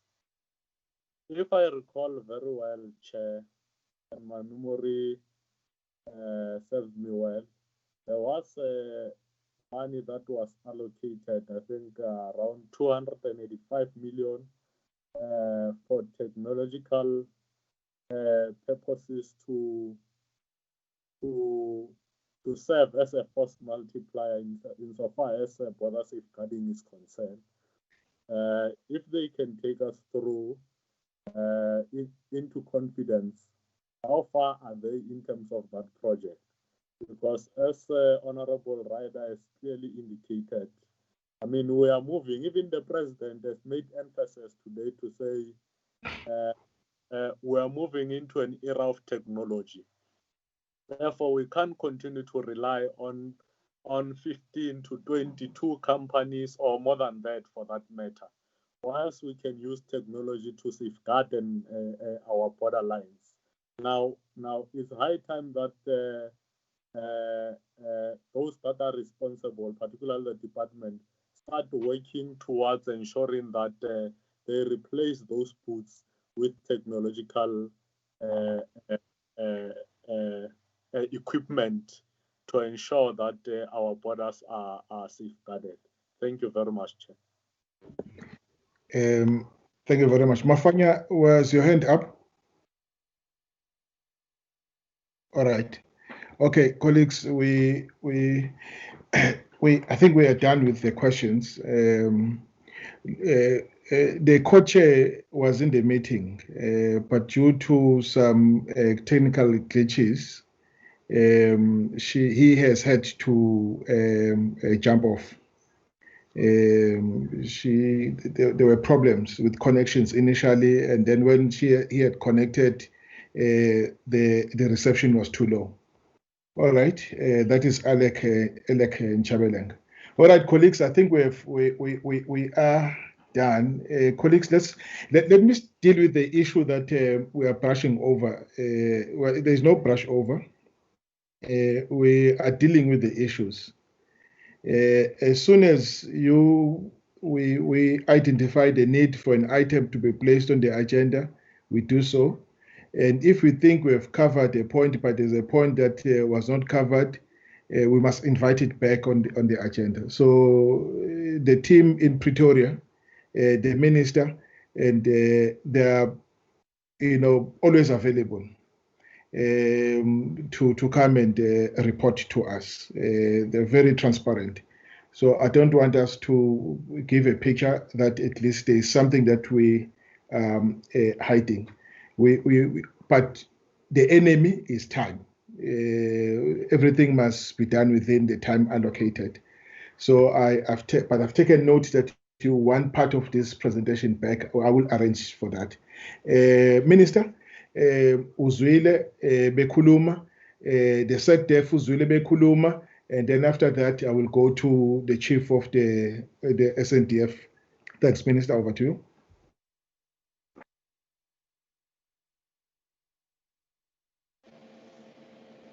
Thank you very much, Chairperson, and thank you, honorable members. Honorable Chair, I really do agree that for this presentation on border control, border security, we do need to come back. And I think one of the issues we should all be appreciative of now is that at least finally there is what is called the Border Management Authority. For a long time, South Africa has been discussing this issue of establishing a body that's going to coordinate all our border management issues. Finally, the NCOP has completed the process, and the president has signed the proclamation. And so we will now have established a border management authority. Of course, that border management authority will have to develop proper protocols, proper standard operating procedures, so that as we work together as this cluster of departments, that the different roles of, for instance, the role of the Defence Force, because some people have a bit of anxiety about what the role of the Defence Force is going to be. And we are saying it is there, it is very clear, it is the issue of protection of the sovereignty of the Republic of South Africa. So, Chairperson, I do agree, and I do agree with you that here there are no issues, everything is transparent. So I think the sooner we come back and make this presentation on the whole area of border security, the better for all of us. When Honorable Marais introduced the matter, he started by raising the issue of Mozambique. And just to say that Honorable Marais, even on that matter, it's a matter which we are seized with. Tomorrow, I'll be appearing together with other ministers responsible for issues of state security and crime intelligence. We'll be appearing before the Joint Standing Committee on Intelligence, where we will be briefing the committee about what we are doing to assist to deal with issues of terrorism, issues of extremism in our region, and what discussions are there, and how South Africa maybe can support, and including receiving an analysis of what the security threat is in the country here in South Africa. You mentioned a matter, you raised a very important issue, Honorable Marais, which is, you actually put it this way, that if the Commander-in-Chief doesn't come in and support the Defence Force on this matter of budget constraints, then you don't know what. But actually, I do want to assure you that one of the reasons why we were able to secure some limited funding for COVID-19 activities, it was precisely because he has an appreciation of the challenges we have. We have regular interactions between the Commander-in-Chief and the Military Command Council of the South African National Defence Force, where I've had to facilitate that the Commander-in-Chief gets the information directly from his commanders, from his generals, about what the nature and the gravity of the situation is on the ground as a result of unavailability of funds or budgetary constraints. So we do enjoy his support. He's aware of the challenges. It's a matter of, I guess, the national fiscus, you know, it gets you get to a point where you really buy into it and really understand that the national fiscus in the country is such that it has created these difficulties. It's just that the Defence Force right now is whereas we should have all treated it as an insurance for the country, so that during times like such as these ones, the insurance company, which is the Defence Force in this case, would have been able to come in with all the resources required, capabilities required, because we had made sure that we invest in it. So it's unfortunate, and I think that starting from now, we should now look at the role it has played, look at its weaknesses, its strengths, and say, where can we come in and reinforce and assist the Defence Force to deal with some of these issues. You've raised the issue of force multiplier. Of course, you can't rely on technology as a force multiplier. In fact, we started deploying at a limited scale UAVs on the borderline. We have started, and I think it was mentioned by Gerald Mapwanya, radars internally, for instance, on the land borders. So you do have radars, you do have UAVs, albeit at a very limited scale. The Honorable Rider raised a very critical matter of undocumented migrants, of the issues between, for instance, the Free State and Lesotho border. Just to say that, Honorable Rider and honorable members, only yesterday we had an opportunity to interact with a delegation from Lesotho, a delegation, amongst other things, which was raising challenges related to cross-border crimes such as stock theft, etc. And we've agreed that one of the proposals we are going to be putting forward to our defense forces is that of launching joint border patrols in that area, joint exercises between the Basotho Defense Force and the South African National Defense Force. So it seems to me both the government of Lesotho and ourselves here are beginning to realize that cross-border crime has become a real challenge. And you raise the issue of whether we do have a right to pursue criminals into another country. We do not have those rights. For instance, right now we do have people we've arrested, but when you arrest people, you hand them over to the police. But the Defense Force does not have a right to pursue criminals into another country. But of course, we do have bilateral agreements and regular discussions, interaction with the Defense Force within the regions. So some of those matters are dealt with at that level. The last matter, Chair, I think I should very briefly talk to is a matter which I know is very close to Honorable Bierke's heart, and that is rural areas and with specific reference to the Northern Cape. And in this case, I know she's raised this before, the roads in the Northern Cape, even roads between one base, between bases and so on, and we've discussed this and between the different rural towns.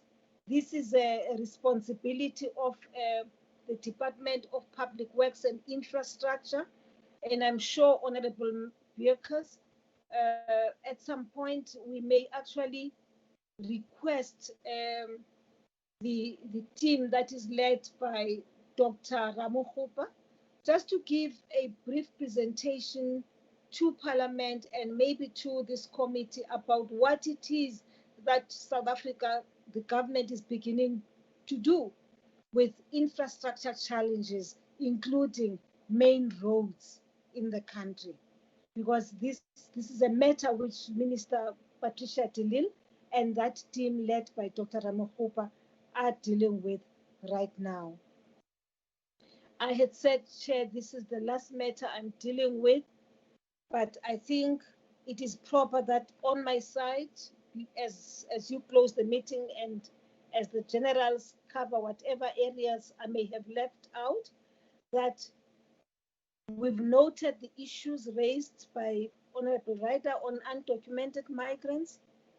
The idea of having, in fact, there's a team that is now interministerial, which is dealing with those issues of undocumented migrants, which has been put together, led by Minister of Home Affairs. So it's a matter which we are concerned with because people are even raising issues of jobs which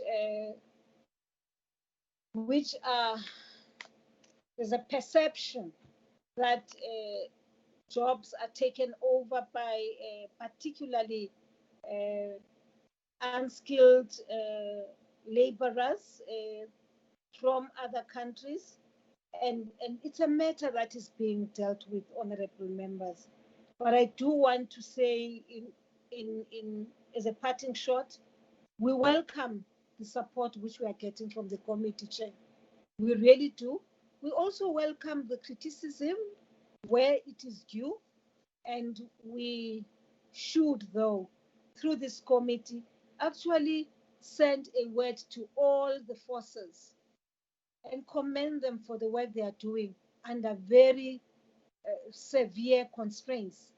You know, it has been a very difficult period for all of them, regular, reserve, and auxiliary forces, and actually thank the auxiliary forces, because these are volunteers who are not members of the South African National Defence Force, but people who, through their goodwill and patriotism, have come forward to render their services in support of the people of South Africa. So I think that as we end the meeting, Chair, that through you, that we should express a word of appreciation to South Africans. We have come in to support the Defence Force and to support the people of South Africa, and pray, all of us, that we are really moving towards the end of the virus. If there's a second wave of the virus, they should not hesitate to once more come forward and render their services in support of the Defence Force, because it has been indeed a challenging period for us. But it's a good lesson for us. It has served as a good rehearsal for us, that we are able to identify where our weaknesses are, where our strong points are, so that come another crisis situation, I think we will be better prepared and better equipped. Thank you very much, Chairperson. Thank you so much, Minister, for your comprehensive replies. SANDF, let me recognize you before I go to Pretoria.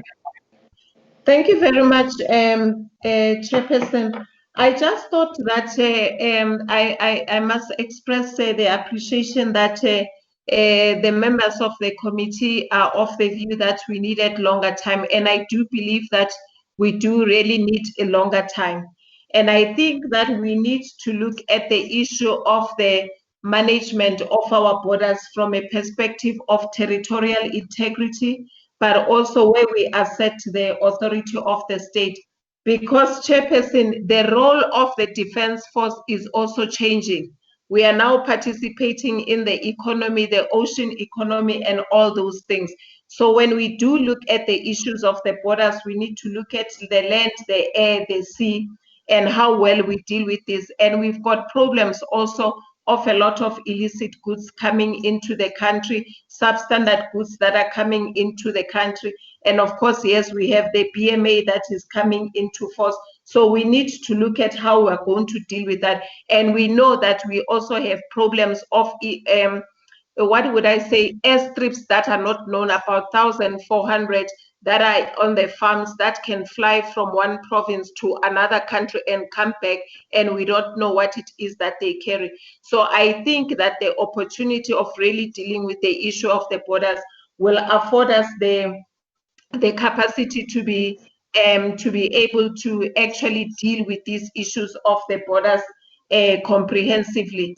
Because what we need to do is that as the Defence Force, we must stand ready whenever we are called to be able to carry out our mandate with all the resources that we need and the capacity. And I think that the opportunity we will be given will be sufficient for us to really do a good job in terms of covering everything comprehensively, including spelling out what our challenges are, because most of our problems emanate from the porous borders that we have as a country. And that's what I thought I should say.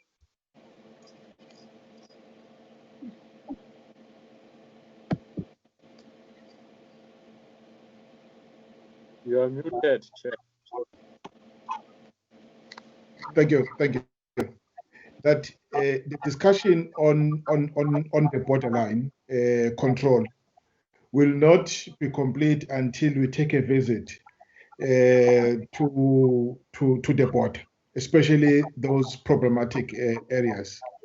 Some of the presentation that was omitted today, we'll take it there on the ground.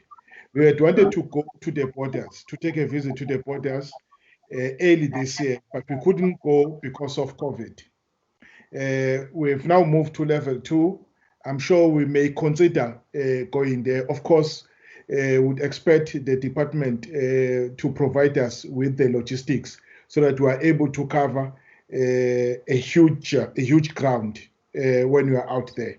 Please take note of that, Minister and SANDF and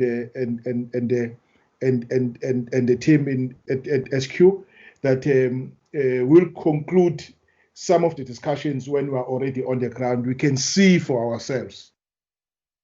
Right now, some of the things are still theoretical. That's one part. And then the second part, I'm happy, Minister, that the issue of the developments in Mozambique are now receiving the attention of one of our committees, right?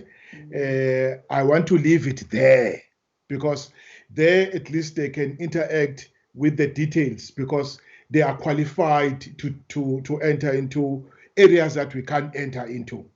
Of course, we would have our own meeting with you where you take us into your own confidence, limitedly so, because there are things that you also cannot share with us outside that committee that is specifically designed to receive such input. And so I would arrange that discussion with you. But of course, I want members to know that we will not go to town with you on those matters, because we are not, there's a committee that is designed to look into those matters. All right. And then the second point, the third point is that the presentation that the general was speaking to is now been made available, has been circulated to members. And I think I agree with the minister that we need to commend those men and women in brown, and including plus those auxiliary who are performing auxiliary services, who volunteered their services to take us to where we are now. We are at level 2, and we've passed the peak, and we've managed to disrupt the what you call the infection chain. So we're really grateful to them, but we'll release a statement. We may even consider buying a space in one of the newspapers where we say it openly that this is how we feel about those people. And then the last point from me is that at the meeting with on force design, we of course we will at that meeting be taken into confidence as to what informs the force levels and the force structure that we have today. The issue of the posture, it was long settled, of the Defence Force was long settled. The doctrine of the Defence Force was long settled, and but now is in the size and structure of the Defence Force. Hence, it's critical that when we look at the force structure, we must also look at what informs the force structure, which is the force design. And the design is also informed by that diagnostic assessment that looks at the threat analysis, the operational analysis that the team at SQ the generals have actually made to be where we are. So that when we talk budget, we understand why we are talking budget.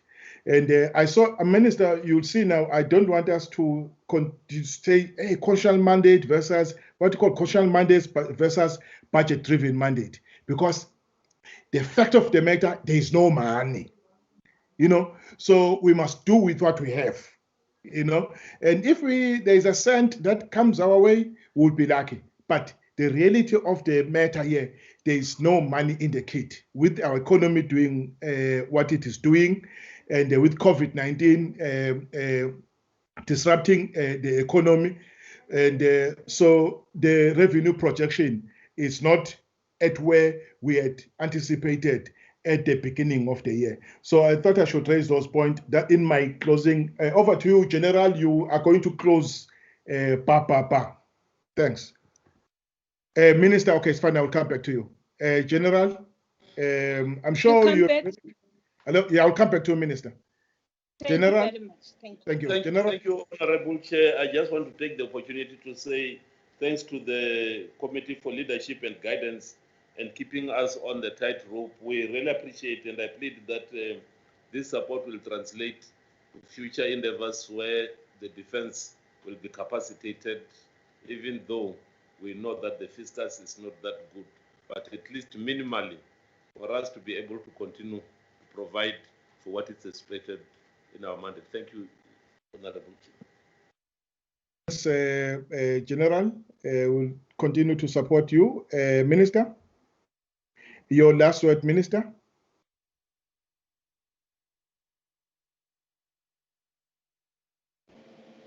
Thank you very much, Chairperson. Thank you, Chair. I really like, Honorable Member, your parting shot with us. Reference to force levels and force design. And I think that the honorable members are well aware of the last defense review of 2015.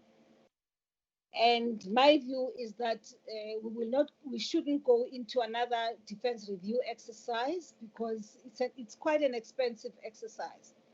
And I do understand that, of course, we have fiscal challenges. The economy is not doing well. We all agree. But unfortunately, the role of South Africa in the region and in the continent, it is such that we cannot run away from it. At the time when this country started reducing the budget of the South African National Defence Force, it was because, Chairperson, there was a need to address the socio-economic imbalances of the past. And therefore, there was this reduction, except that now the reduction has continued, and yet the demands on South Africa have increased. And I think all of us, at the time, it never occurred to us that South Africa would be playing the role that it is playing now. Remember, we're coming from a situation where this South African Defence Force now and the government of the Republic of South Africa had been completely marginalized by the whole world. And therefore, whatever they had was limited for them to do operations in the country which were directed against the people of South Africa.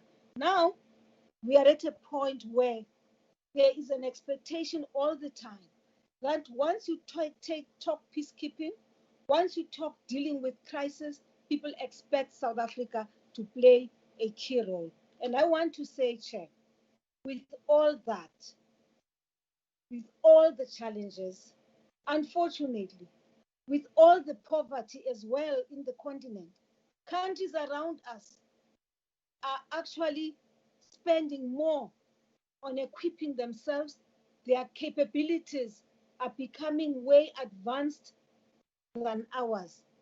And if South Africa is to be a key player in the continent as it is playing now, and if South Africa is going to be a key player by way of influencing the direction and course of the continent, by way of building and ensuring that there is peace on the ground, so that there can be prosperity in the continent. Then South Africa must invest, amongst others, in its defense force, because the defense force is, in fact, a force that seeks to support the foreign policy of the Republic of South Africa. So for me, Chair, with all that said, with the challenges, and I'm on record, Chair, I'm on record as having said to both National Treasury and to the South African National Defence Force that one of the things which South Africa, we should be doing now as the Defence Force, is to look at the obsolete assets,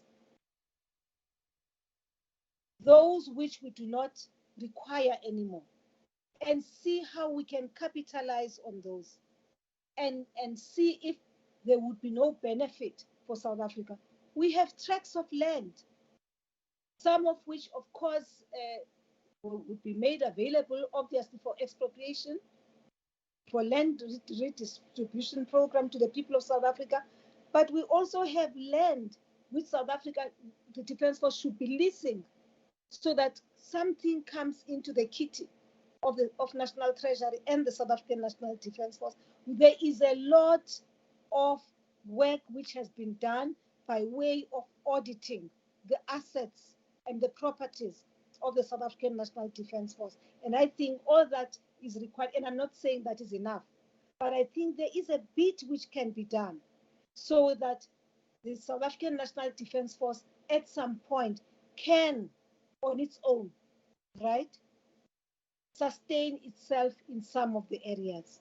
So I'm just saying that I really believe that there is something which can be done. Economy is not doing well, but there are things we can do as a country to make sure that we augment the little which is being given to the South African National Defence Force. Thank you very much, Chairperson, once more. And thank you, honorable members. Thank you so much, Minister. I don't want to spoil the day. You've closed it on the right note. Let me thank you, Minister. Number one, for allowing us to abuse you. We started at 6, now it's 9:30. We went way over time.